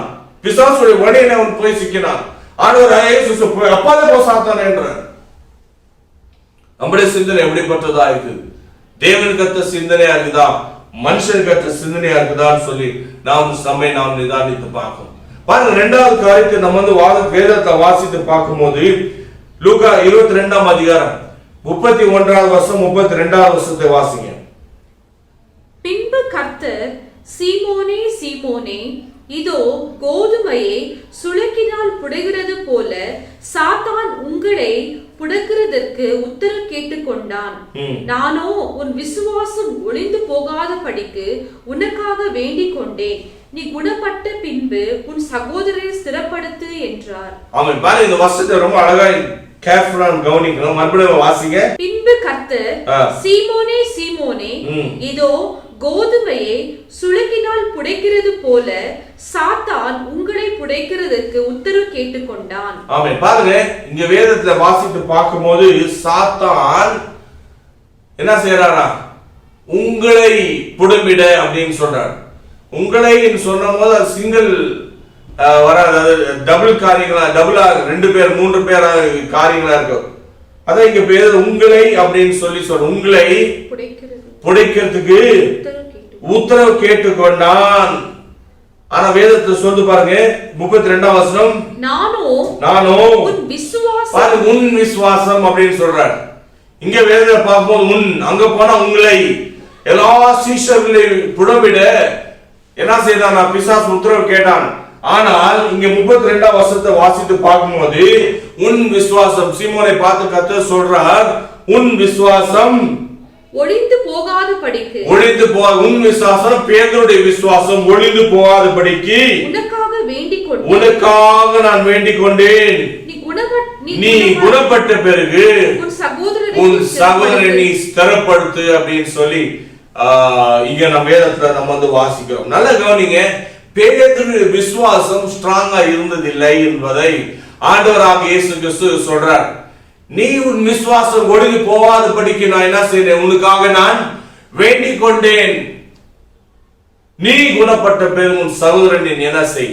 ஸ்திரப்படுத்த ஆண்டவராக இயேசு கிறிஸ்து சொல்றார். நல்ல கவனிங்க, நம்ம எல்லாருடைய வாழ்க்கையில விசுவாசம் ரொம்ப முக்கியம். விசுவாசம் என்பது நம்ம வேதத்தை வாசித்து பார்க்கும்போது 12ஆம் அதிகாரம், எபிரேயர் 12ஆம் அதிகாரம் 1வது வசனத்தை வாசித்து பார்க்கும்போது விசுவாசத்தை தோக்கினவரும் விசுவாசித்து முடிக்கிறவருமாக இயேசுவை நோக்கி. நம்முடைய வாழ்க்கையில விசுவாசத்தை தோக்கிறவர் யாருன்னா ஆண்டவராக இயேசு கிறிஸ்து. அவர் நம்முடைய வாழ்க்கையில விசுவாசத்தை தோக்கிறவராய் அவர் காணப்படுகிறார். அவர் வருகை மட்டும் அந்த விசுவாசத்தை நிலைத்திருந்து அந்த விசுவாசத்தை காத்து அந்த விசுவாசத்துல நாம பெருகி கொண்டே இருக்க வேண்டிய தேவனுடைய சித்தமா இருக்கிறது. பிரியமான சகோதர சகோதரி, வேதம் சொல்லுது, அவர் நம்முடைய விசுவாசத்தை தூக்கினவர், நம்ம அந்த நாளிலும் விசுவாசத்தை காக்கிறவர் அப்படின்னு சொல்லி நம்ம வேதத்தை பார்க்கிறோம். அவர் தான் நம்மை காக்கக்கூடும். ஆனா நம்ம அவருக்குள்ளே நம்ம நிலைத்திருக்கிறது ரொம்ப முக்கியம். வேதம் சொல்லு, விசுவாசத்துல, விசுவாசம் என்பது நிறைய பேர் நல்ல காரியங்கள் தெரியும். விசுவாசம் இல்லாமல் தேவனுக்கு பிரியமா இருப்பது கூடாத காரியம் அப்படின்னு சொல்லி நம்ம எல்லாருக்கும். ஆனால் விசுவாசத்தை தோக்கிறவர் ஆண்டவராக இயேசு கிறிஸ்து. அவர் அந்த விசுவாசம் நம் இருதயத்திலே போட்டதுனால அந்த விசுவாசத்தை குறித்து நாம் ஜாக்கிரதையாய் நாம் காணப்பட வேண்டியது ரொம்ப முக்கியம். இங்க பேதுருவை பார்த்து சொல்றார், உன் விசுவாசம் ஒளிந்து போகாதபடி நான் உனக்காக வேண்டிக் கொண்டேன். இன்னைக்கு நமக்காக வேண்டிக் கொள்கிற ஒரு தேவன் ஒருத்தர் இருக்கிறார் என்பதை நாம் அறிந்து கொள்ள வேண்டும். அதுக்காக நம்முடைய விசுவாச வாழ்க்கையில நம்ம ரொம்ப உறுதியா இருக்க வேண்டியது ரொம்ப முக்கியம். இந்த விசுவாசத்துல வளர வேண்டியது ரொம்ப ரொம்ப முக்கியமான ஒரு காரியம். நம்ம வேதத்துல ஒரு சம்பவம் வாசிக்கிறோம். 12 வருஷங்கள் பெரும்பாடு அவதிப்பட்டு கஷ்டப்பட்டு ஒரு வியாதினால கஷ்டப்பட்டு ஒரு ஸ்திரீ குறித்து நம்ம வேதத்தை நம்ம வாசித்து பார்க்கிறோம். 12 வருஷங்கள்னா கொஞ்சம் நஞ்சம் இல்லை. 12 வருஷம் ஒரு வியாதி, கொடிய ஒரு வியாதி. அந்த பெண் வேதம் சொல்லும் போது எத்தனையோ டாக்டர் கிட்ட போய் பார்த்தாங்க, நிறைய மருத்துவர் கிட்ட போய் பார்த்து அந்த வியாதியிலிருந்து சுகமாக வேண்டும் சொல்லி என்னென்னமோ ட்ரை பண்ணி பார்த்தாங்க. ஆனா ஒண்ணுமே முடியல. தங்களுக்கு இருந்த ஆஸ்தி சொத்து எல்லாவற்றையும் என்ன செய்தார், அவர் விற்று அவருக்கு சுகம் பெற வேண்டும் சொல்லி என்னன்னா ட்ரை பண்ணாங்க. ஆனா பாத்தீங்கன்னா சுகம் கொடுக்கல. ஆனால் ஒரு நாள் இயேசு கிறிஸ்து அந்த பக்கமா வருவதை அவள் கேட்டு விசுவாசம் தன்னுடைய இருதயத்துல பெருத்ததை நம்ம பார்க்கிறோம். இயேசு எனக்கு சுகம் கொடுக்க முடியும், இயேசு நிச்சயமா எனக்கு சுகம் கொடுக்க முடியும் என்று அறிந்த அந்த ஸ்திரீ விசுவாசத்தோடு இயேசு கிட்ட போனான். பயங்கர திரளான கூட்டம் இருந்தது. எப்படிதான் சுகம் கிடைக்கணும், என்ன பண்ணட்டும் சொல்லி தெரியாதவன் இருந்தான். ஆனா என்ன செய்தாள், அவள் யோசித்தாள், நான் போய் அந்த வஸ்திரத்தின் ஓரத்தை தொட்டாலும் எனக்கு சுகம் கிடைக்கும் அப்படின்னு சொல்லி அவள் என்ன செய்தாள், அவள் நம்பினவளாய் அவள் காணப்பட்டதை நாம் பார்க்கிறோம். அவள் நம்பினாள், அந்த வஸ்திரத்தின் ஓரத்தை தொட்டாலும் எனக்கு சுகம் கொடுக்க முடியும் என்று சொல்லி அவள் நம்பினான். அவளுக்கு இயேசு சுகம் கொடுத்தார் சொல்லி நம்ம பார்க்கிறோம். 12 வருடங்கள் அவள் பட்ட அந்த வியாதியிலிருந்து பட்ட கஷ்டத்திலிருந்து கர்த்தர் அவளை விடுதலாக்கினார் அப்படின்னு சொல்லி நம்ம வேதத்துல பார்க்கிறோம். ஆபிரகாம் விசுவாசித்தான், கர்த்தரை விசுவாசித்தான். செத்து அந்த கல்லிலிருந்து குமாரனை உண்டாக்க முடியும் என்று சொல்லி அவன் விசுவாசித்தான் சொல்லி நம்ம வேதத்தை பார்க்கிறோம். இன்னைக்கு உங்களுடைய விசுவாசம் குறித்தும் என்னுடைய விசுவாசத்தை குறித்து என்ன சொல்ல முடியும்? யோபின் மனைவி அவனை பார்த்து, நீ எதுக்கு நீ விசுவாசத்தில் இருக்கிற, எதுக்கு உன் உத்தமத்தில் நிற்கிறேன், நீ தேவனை தூஷித்து நீ ஜீவனை விட்டுடுன்னு சொல்லி யோபை பார்த்து சொன்னவளாய் காணப்பட்டார். ஆனா யோபி பார்த்தீங்கன்னா தன்னுடைய விசுவாசத்தை உறுதியாயினான். இல்ல, என் உத்தமத்துல இருந்து நான் விலகி போக மாட்டேன், என் விசுவாசத்தை விட்டு நான் விலகி போக மாட்டேன், கர்த்தர் நிச்சயமாய் எனக்கு செய்ய வல்லவர், கர்த்தரிட கர்த்தர் தீமை பெற்றோமே, ஏன் நம் நன்மை பெற்ற, ஏன் தீமை பெற்றா என்ன இப்போ சொல்லி அவன் விசுவாசத்தை காத்து கொண்டவனாய் இருந்தான் யோபு. நம்முடைய வாழ்க்கையில நம்ம எவ்வளவு ஸ்ட்ராங்கா இருக்கிறோம், நம்முடைய வாழ்க்கையில நம்ம எவ்வளவு ஸ்ட்ராங்கா இருக்கிறோம் சொல்லி நம்மை நாம் நிதானித்து பார்க்க வேண்டியது ரொம்ப ரொம்ப முக்கியமாய் காரணப்படுறோம். உறுதியான விசுவாசம். ஆண்டவராகிய இயேசு பேதுருவை பார்த்து சொல்றார், உன் விசுவாசம் விலகி போகாதபடி, உன் விசுவாசத்தில் நீ விலகி போகாதபடி உனக்காக நான் வேண்டிக் கொண்டேன் அப்படின்னு சொல்லி அவர் சொல்றார். வாழ்க்கையில சோதனைகள் வரும், வாழ்க்கையில எல்லாம் சோதனைகள் வாசி 1 கொரிந்தியர் 6ஆம் அதிகாரம் 10ஆம் அதிகாரம் 1 கொரிந்தியர் 10ஆம் அதிகாரம் 13ஆம் வசனத்தை வாசிங்க. மனுஷருக்கு நேரிடுகிற சோதனையே அல்லாமல், மனுஷனுக்கு நேரிட எல்லா மனுஷருக்கு சோதனை உண்டு பிரதர்ஸ் சிஸ்டர்ஸ். மனுஷனுக்கு நேரிடுகிற சோதனை இல்லாமல் வேற சோதனை உங்களுக்கு நேரிடுவதில்லை. தேவன் உண்மை உள்ளவராய் இருக்கிறார். உங்கள் திராணிக்கு மேலாக நீங்கள் சோதிக்கப்படுறதுக்கு அவர் இடம் கொடாமல் ஒரு நாளும் இடம் கொடுக்க மாட்டார். அருமையான சகோதரனே, ஒரு நாள் நம்ம திராணிக்கு மேல சோதிக்கப்பட கர்த்தர் இடமே கொடுக்க மாட்டார். பேருக்கு என்ன திராணிக்கு என்ன அந்த திராணி தகுதாய் கர்த்தர் அவனுக்கு அவன் வாழ்க்கையில சோதனை கர்த்தர் அனுபவித்தார். வேதத்துல பார்க்கிறோம், உன் விசுவாசம் நீ தராதபடிக்கு உன் விசுவாசத்துக்காக நான் ஜெபித்தேன்னு சொன்னார். நம்முடைய விசுவாசம் எப்படிப்பட்டதா இருக்கு.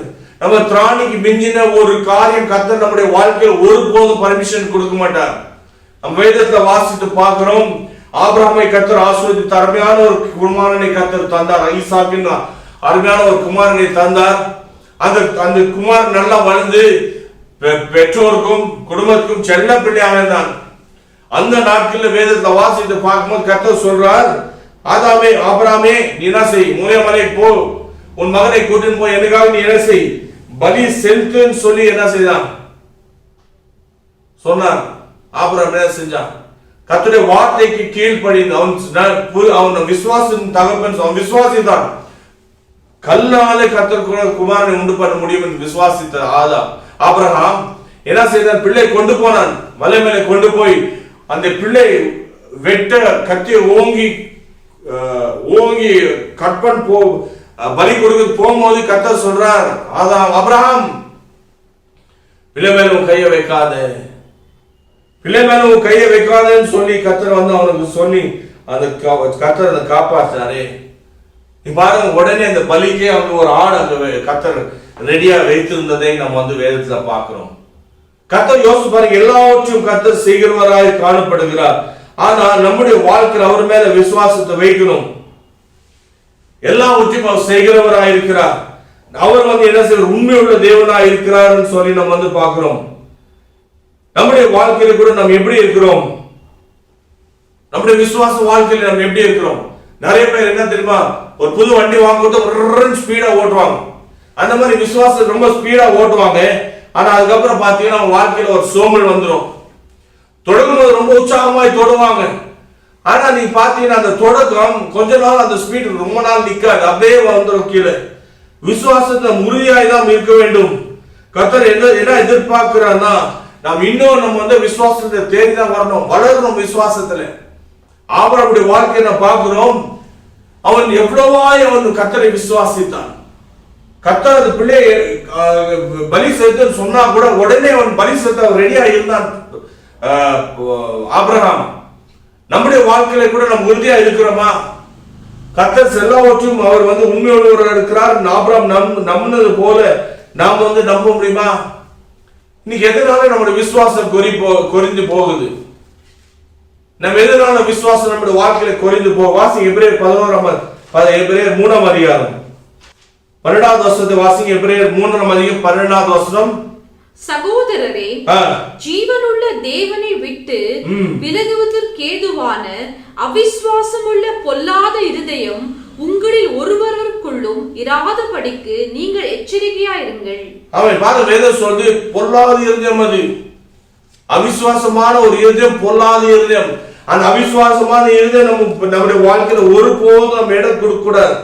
இன்னைக்கு நம்முடைய இருதயத்தில் அவிசுவாசம் பெருகுதா? அவிசுவாசம் பெருகுதா? விசுவாசம் பெருகாதபடிக்கு நம்ம அவிசுவாசம் பெருகுதா? நம்ம ஜாக்கிரதை. நம் தேவனால் கூடாத காரியம் ஒண்ணுமே இல்லை. அதை நாம் விசுவாசிக்கணும். நான் எந்த வழியாய் நான் போகிறேனோ கர்த்தர் நன்றாக அறிந்தவராய் இருக்கிறார். அவர் நல்லா அறிந்த தேவனாய் இருக்கிறார். ஆகவே ஒருபோதும் நம்ம என்ன செய்ய மாட்டோம், நம்ம வந்து ஜாக்கிரதையாய் நம்முடைய விசுவாச வாழ்க்கையில் நம் ஒருபோதும் அவிசுவாசத்தை இடம் கொடுக்காதீங்க.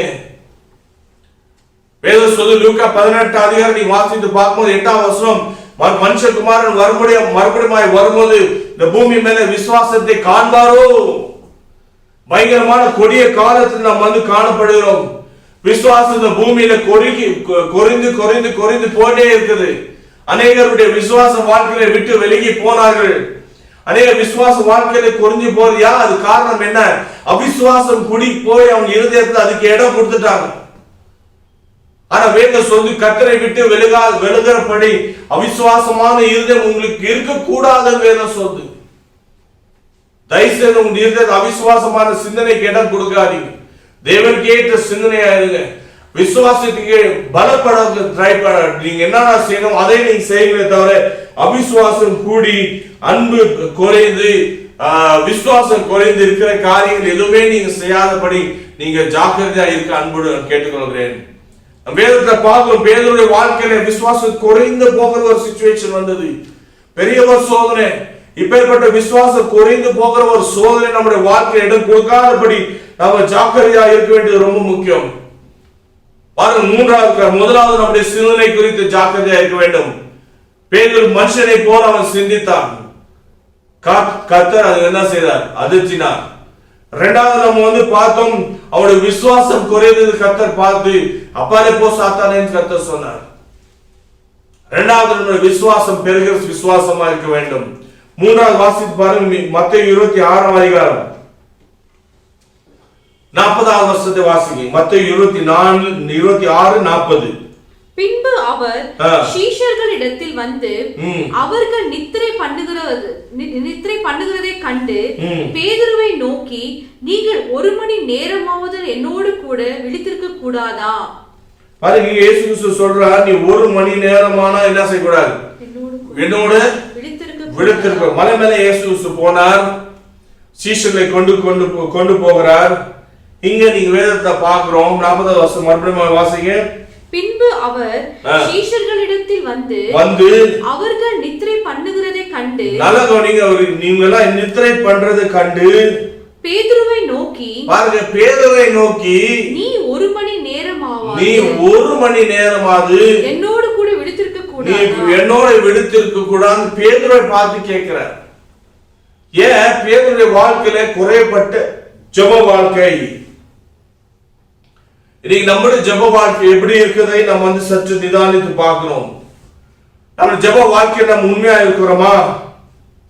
எவ்வளவு மணி நேரம் நம்ம ஜெபிக்கிறோம்? நம்முடைய ஜெபம் எவ்வளவு உண்மையா இருக்கிறது? கர்த்தருடைய சமூகத்துல காத்திருந்து நாம் ஜெபிக்கிறவர்களாய் காணப்படுகிறோமா? இயேசு கிறிஸ்து ஜெப வாழ்க்கை குறித்து நம்ம அநேக வசனங்களை பார்க்கிறோம்.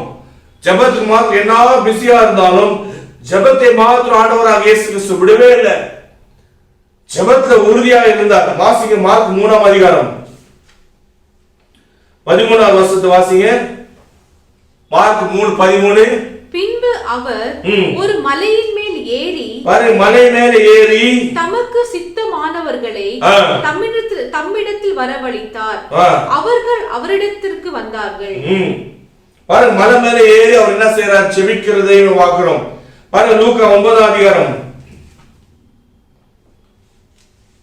28வது வசனத்தை வாசிங்க. லூக்கா 9ஆம் அதிகாரம் 28வது வசனம். இந்த வார்த்தைகளை அவர் சொல்லி ஏறக்குறைய 8 நாள் பின்பு அவர் பேதுருவையும் யோவானையும் யாக்கோபையும் கூட்டிக் கொண்டு ஜெபம் பண்ணுகிறதற்கு ஒரு மலையின் மேல் ஏறினார். ஆமென். பாருங்க, இயேசு கிறிஸ்து மலை மேலே ஏறினார் அப்படின்னு சொல்லி நம்ம பார்க்கிறோம். நல்லா கவனி, அவர் தேவனுடைய குமாரா இருந்தார். தேவன் மாம்சமா இந்த பூமியில வந்து வெளிப்பட்ட தேவன் மனுஷன் தான் ஆண்டவராக இயேசு கிறிஸ்து. மனுஷன் ரூபத்துல தேவனாக இந்த பூமியில இருந்தவர். அவருக்கு ஒருபோதும் அவருக்கு ஜெபம் அவசியமே இல்லை. ஆனாலும் வேதத்துல பார்த்தோம்னா, வேதத்துல பார்க்கும்போது இயேசு கிறிஸ்து மலை மேலே ஏறி அவர் ஜெபிக்கிறதுக்கு அவர் போகிறதை நாம் வேதத்துல பார்க்கிறோம். நம்ம ஜெபத்தை குறித்து அநேக காரியங்கள் நம்ம வேதத்துல வாசிக்கிறோம். அவர் மலை மேலே ஏறி அவர் ஜெபித்தார்.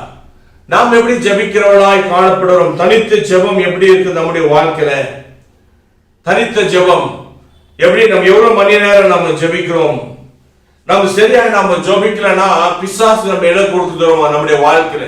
ஒரு மனுஷன் சரியான ஜெப நிலையில காணப்படலன்னா பிசாசான அதிகமாய் சோதிக்கப்படுவான். ஒரு பக்தன் சொல்றான், ஒரு முழங்கால நிக்கிற ஒரு பரிசுத்தவானை கண்டு சாத்தான் நடுங்குகிறான் சொல்லி ஒரு பரிசுத்தவான் சொல்கிறார். ஆம், அது உண்மை. நம்ம ஜெபத்தில் இருக்கும்போது பிசாசானவன் நடுங்குறவனாய் காணப்படுகிறார். நம்ம எவ்வளவு நேரம் நம்ம ஜெபிக்கிறோம்? கம்ப்யூட்டர் மேல முன்னால உட்கார்றதுக்கு நம்ம எவ்வளவு மணி நேரம் நம்ம உட்கார்ந்துக்கிறோம்? வேலைக்காக செய்யும் போது எவ்வளவு மணி நேரம் நம்ம வேலை செய்கிறோம்? மொபைல் போன்ல பேசணும்னா எவ்வளவு மணி நேரம்னா நம்ம பேசுறோம். அதெல்லாம் நம்ம செலுத்து போகிறதே கிடையாது. ஆனா நம்முடைய ஜெப வாழ்க்கை எவ்வளவு நேரம் நம்ம ஜெபிக்கிறவர்களாய் காணப்படுகிறோம்? நம்ம எவ்வளவு நம்ம கர்த்தரை நேசிக்கிறோமோ அவ்வளவாய் நம்முடைய ஜெப நேரம் நமக்கு காணப்பட வேண்டும். எவ்வளவு நான் கர்த்தரை நேசிக்கிறோம் அவ்வளவு நேரம் நான் ஜெபிப்பேன். என்ன ஒரு சூழ்நிலை வந்தாலும் ஜெபத்துக்கு தான் எனக்கு முக்கிய நேரத்தை கொடுப்பேன். அப்படி நான் கர்த்தரை நேசிக்கிறவனாய் காணப்பட வேண்டும். இன்னைக்கு நீங்கள் எவ்வளவு நேரம் ஜெபத்துக்கு நீங்க நேரத்தை கொடுக்குறீங்க? ஜெபம் எவ்வளவு நேரம் நம்முடைய வாழ்க்கையில காணப்படுது? வேதம் வாசிக்கிறது எவ்வளவு நேரம்? தனித்த ஜெபம், குடும்பம் ஜெபம், சபையில போய் ஜெபம் பண்ணா போதும்னு சொல்லி நிறைய பேர் திருப்தி அடைகிறோம். வீட்டுல பார்த்தா ஜெபிக்கிறதே கிடையாது நிறைய பேர். ஆனா பர்சனல் பிரேயர் லைஃப் ரொம்ப முக்கியம். பாருங்க, ஆண்டவராக இயேசு கிறிஸ்து மலை மேலே ஏறி அவர் போய் ஜெபிக்கிறவராய் அவர் காணப்படுகிறார். நம்ம ஜெபித்தால் கர்த்தர் நிச்சயமாய் நம்முடைய வாழ்க்கை நம்ம ஆசீர்வதிக்கிற தேவனாய் இருக்கிறார். ஒரு நல்ல ஜெப வீரனுடைய வாழ்க்கை ஆசீர்வாதம் நிறைந்த வாழ்க்கையாய் காணப்படும். உண்மையாய் ஜெபிக்கிற ஒரு மனுஷனுடைய வாழ்க்கையில எப்பவுமே வெக்கம் வராது. உண்மையாய் ஜெபிக்கிற ஒரு மனுஷன் கர்த்தர் கைவிடவே மாட்டார். தானியேலுடைய வாழ்க்கையில நம்ம பார்க்கிறோம், ஜெபிக்கிறவனாய் காணப்பட்டார். அந்த ஜெபத்துக்கு தடை போட்டு அரசாங்கம் ட்ரை பண்ணாலும், ராஜா ட்ரை பண்ணாலும், ஜனங்கள் ட்ரை பண்ணாலும் அவன் என்ன செய்யல. அவன் ஒருபோதும் ஜெபத்துக்கு அவன் வந்து ஜெப தடைக்கு எதுவுமே அவன் வந்து காணப்படவே இல்லை. ஜெபத்துக்கு தடையா எதுவுமே அவன் வாழ்க்கையில வராது இருந்ததை நம்ம வந்து பார்க்கிறோம். அவன் ஜெபிக்கிறவனாய் அவன் காணப்பட்டான்னு சொல்லி பார்க்கிறோம்.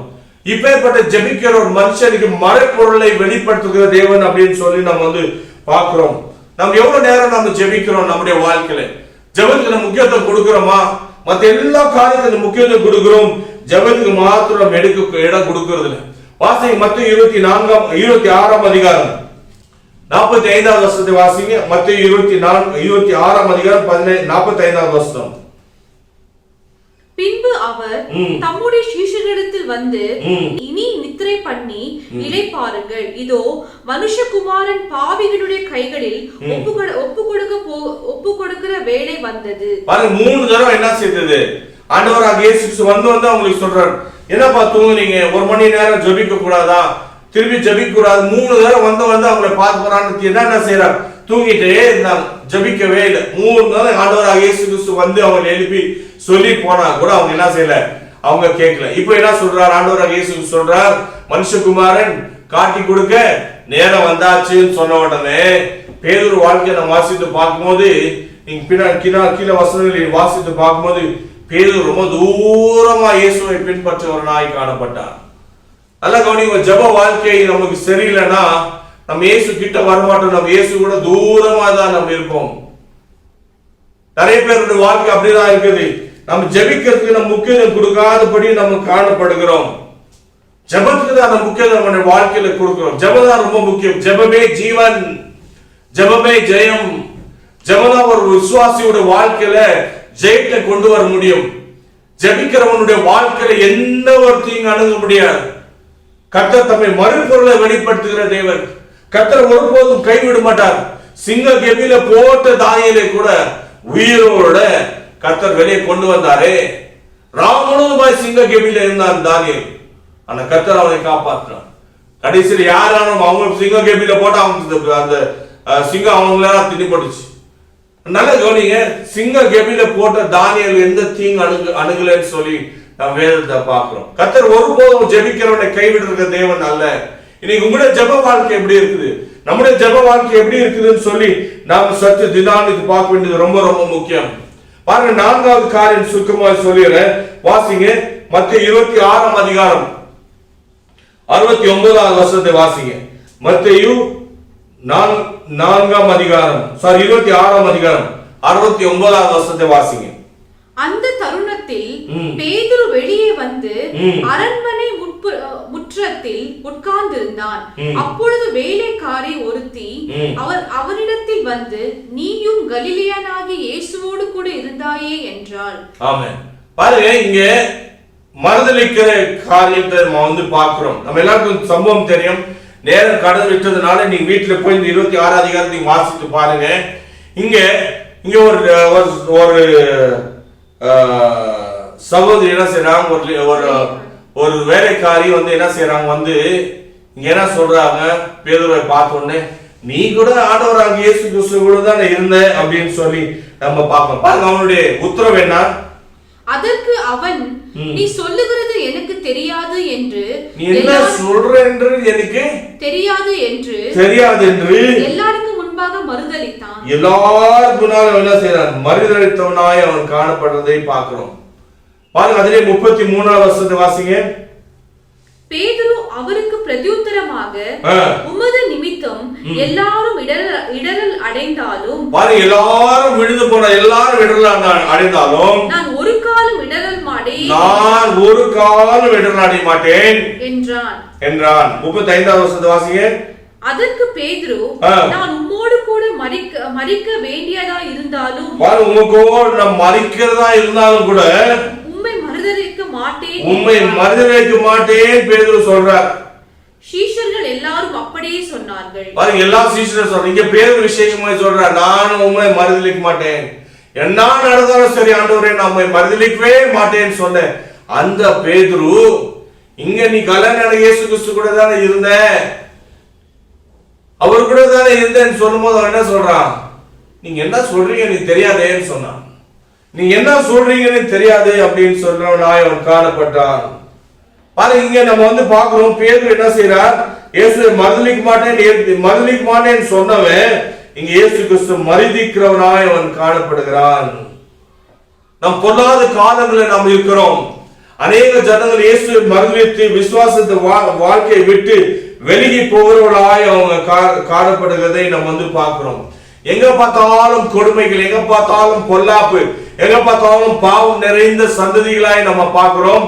அநேகருடைய வாழ்க்கையில என்ன செய்யறாங்க, விசுவாசத்தை விட்டு விலகி போகிறதை நம்ம பார்க்கிறோம். ஆண்டவராக இயேசு கிறிஸ்து சீக்கிரமாய் வெளிப்பட போகிறார். நேரம் கடந்து விட்டதுனால ரொம்ப சுருக்கமாய் பேச வேண்டிய சூழ்நிலை. நல்ல கவனி, இந்த அதிகாரத்தை வீட்டை போய் பாருங்க. நிறைய பேர் ஆண்டவராக இயேசு கிறிஸ்து வருகை ரொம்ப சமீபமா இருக்கிறது கூட அறிந்தவர்கள் நிறைய பேர் என்ன செய்யறாங்க, விசுவாசத்தை விட்டு வெளியே போகிறதை நம்ம பார்க்கிறோம். ஆகவே கர்த்தருடைய பிள்ளைகளா இருக்கிற நாம் விழிப்பா இருக்க வேண்டியது ரொம்ப முக்கியமான ஒரு காரியம். உங்களுக்கு 4 காரியங்கள் சொன்னேன். 4 காரியங்கள் நான் உங்களுக்கு சொன்னேன். விழிப்பா இருக்க வேண்டியது ரொம்ப முக்கியம். விழிப்பா இருந்து நம்ம விசுவாசத்தில் உறுதியா இருக்க வேண்டியது ரொம்ப முக்கியம். முதல் காரியம், நம்முடைய நினைவு மாற்றப்பட வேண்டியதா இருக்குது. பேதுருக்கு இந்த தேவனுடைய சிந்தனை இல்லாதபடிக்கு மனுஷன் குறித்த சிந்தனையாய் அவனுக்கு இருந்தது. உலக மனுஷனை போல அவன் இருந்தான்னு சொல்லி நம்ம பேதுல பார்க்கிறோம். இன்னைக்கு நம்முடைய சிந்தனை எப்படிப்பட்டதா இருக்கு, தேவனை கற்ற சிந்தனையா இருக்குதா? நம்ம ஒரு காரியத்தை பார்க்கும்போது, ஒரு காரியத்தை நான் செய்யும் போது அது தேவனுக்கு ஏற்ற சிந்தனையாய் உடையவனாய் இருந்து நான் செய்கிறவனாய் காணப்படுகிறேனா, இல்ல உலக மனுஷன் போல நான் இருக்கிறேனான்னு சொல்லி நம்ம பார்க்கிறோம். அடுத்ததாக பார்க்கும்போது அவருடைய விசுவாசம் குறைப்பட்டது சொல்லி நம்ம பார்க்கிறோம். உன் விசுவாசம் குறையாதபடி உன் விசுவாசத்துக்காக நான் ஜெபித்தேன்னு சொல்லி ஆண்டவராக இயேசு கிறிஸ்து சொன்னார். இன்னைக்கு ஆதியில நம்ம இந்த விசுவாசம் எப்படிப்பட்டதான விசுவாசம், இன்னைக்கு நமக்கு இருக்கிற விசுவாசம் எப்படிப்பட்டதான விசுவாசமா இருக்கிறது என்பதை நாம் சற்று நிதானித்து பார்க்கும்போது, மூன்றாவது காரியத்தை பார்க்கும்போது ஜெபம் பண்ண சொன்னா போய் தூங்கி கொண்டிருந்தான். இன்னைக்கு நிறைய பேர் தூங்கி கொண்டிருக்கிறார்கள். கர்த்தர் ஆராதிக்கிற நேரத்துல இன்னைக்கு எத்தனை பேர் முடி வீட்டுல தூங்கி கொண்டிருக்கிறதை நீங்க பாருங்க. ஆராதிக்க வேண்டிய நாள், தேவனுடைய சமூகத்துல காணப்பட்டு கர்த்தரை துதிக்க வேண்டிய நாள். பரவாயில்ல, இன்னைக்கு சண்டே, இன்னைக்கு சர்ச்சுக்கு போக வேண்டிய வேலை இல்லையே, அதனால நான் தூங்குறேன். எத்தனை பேர் பெட்ல இன்னும் 10 கொண்டே இருக்கிறார்கள். அவனுடைய விசுவாச வாழ்க்கை ரொம்ப கஷ்டம். ஜெபத்துல நம்ம இல்லைன்னா நம்ம ஒருபோதும் விசுவாச வாழ்க்கையில நம்ம ஜெயிக்க முடியாது. ஒரு ஜெபம் என்பது ரொம்ப ரொம்ப முக்கியமான ஒரு காரியம். ஜெபம் தான் ஜீவன் சொல்லி நம்ம பார்க்கிறோம். ஜெபம் தான் ஜீவன். ஒரு விசுவாசி ஜெபத்துக்கு ரொம்ப முக்கியத்துவம் தன்னுடைய வாழ்க்கையில கொடுக்க வேண்டியது ரொம்ப முக்கியம். ஒரு விசுவாசி வாழ்க்கை ஜெபம் ரொம்ப முக்கியம். ஜெபத்துக்கு நம்ம என்ன செய்ய வேண்டும், நாம ஜெபத்துக்கு நம்ம முக்கியத்தை கொடுக்க வேண்டியதாய் காணப்பட வேண்டியது ரொம்ப முக்கியம். பேதுரு என்ன சொல்றாரு, இயேசுவை தெரியாதுன்னு சொல்லி அவர் சொல்றார். நாங்கள் அதை பார்க்கும்போது இயேசு கிறிஸ்து வேண்டாம் தெரியாது அப்படின்னு சொல்லி அவர் சொல்றார். ஆண்டவராக இயேசு கிறிஸ்து சீக்கிரமாய் வரப்போகிறார். அவர் வருகையில அவரை தெரியாதுன்னு ஒருபோதும் நம்ம சொல்ல முடியாது. இயேசு கிறிஸ்துக்காக நிக்கிற ஒருத்தருக்காக அவர் நிற்பார். நாம் இந்த நாட்களில் நம்ம இயேசுவை மறந்துட்டோம், எனக்கு தெரியாதுன்னு சொல்லி நம்ம மறந்துட்டோம்னா அவருடைய வருகையில நம்மையும் அவர் மறந்துப்பார். எனக்கு தெரியாது, உங்களுக்கு தெரியாதுன்னு சொல்லி அவர் சொல்லிடுவார். நம்ம கிறிஸ்துவ நண்பரை விட்டு நம்ம பிரிக்க எந்த காரியமும் இருக்கக்கூடாது.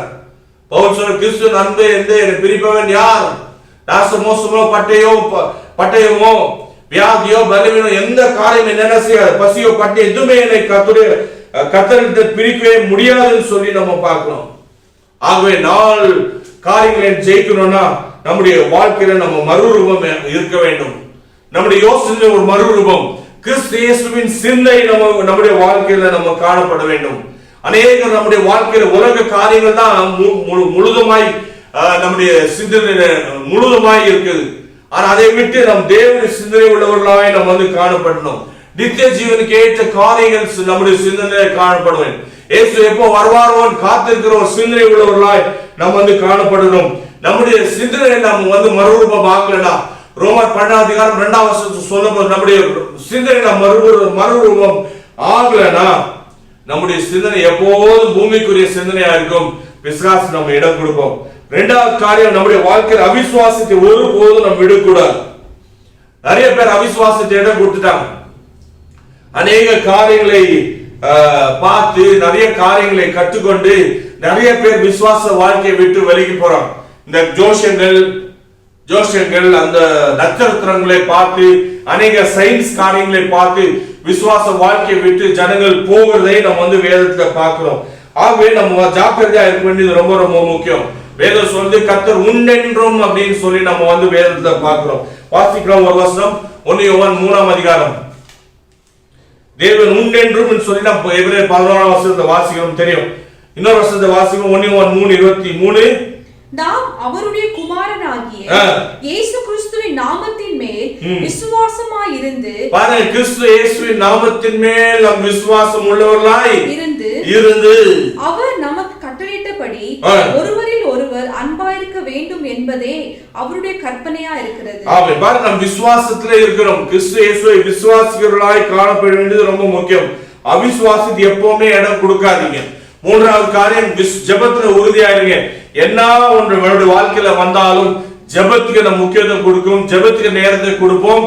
கர்த்தர் தான் நம்மை ஆசீர்வதிக்கிற தேவனா இருக்கிறார்.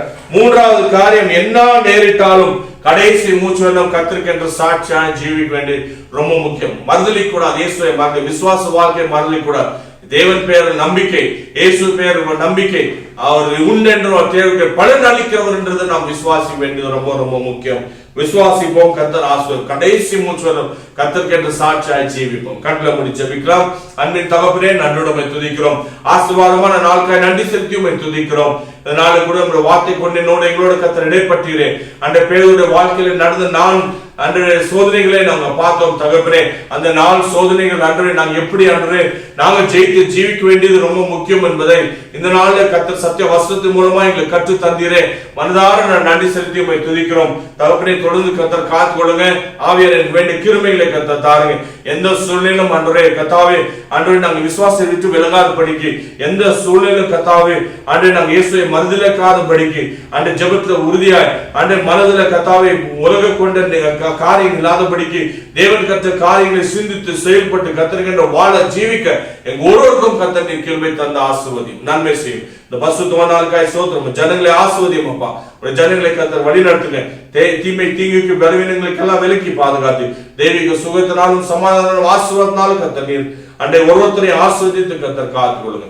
இயேசுவின் நாமத்தில் ஜெபிக்கிறோம் ஜீவன் நல்ல பிதாவே.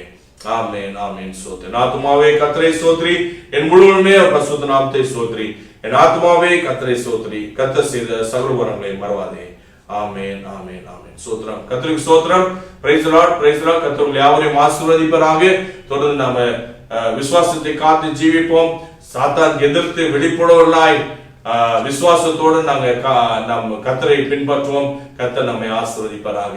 Price the lord, praise the Lord. God bless you.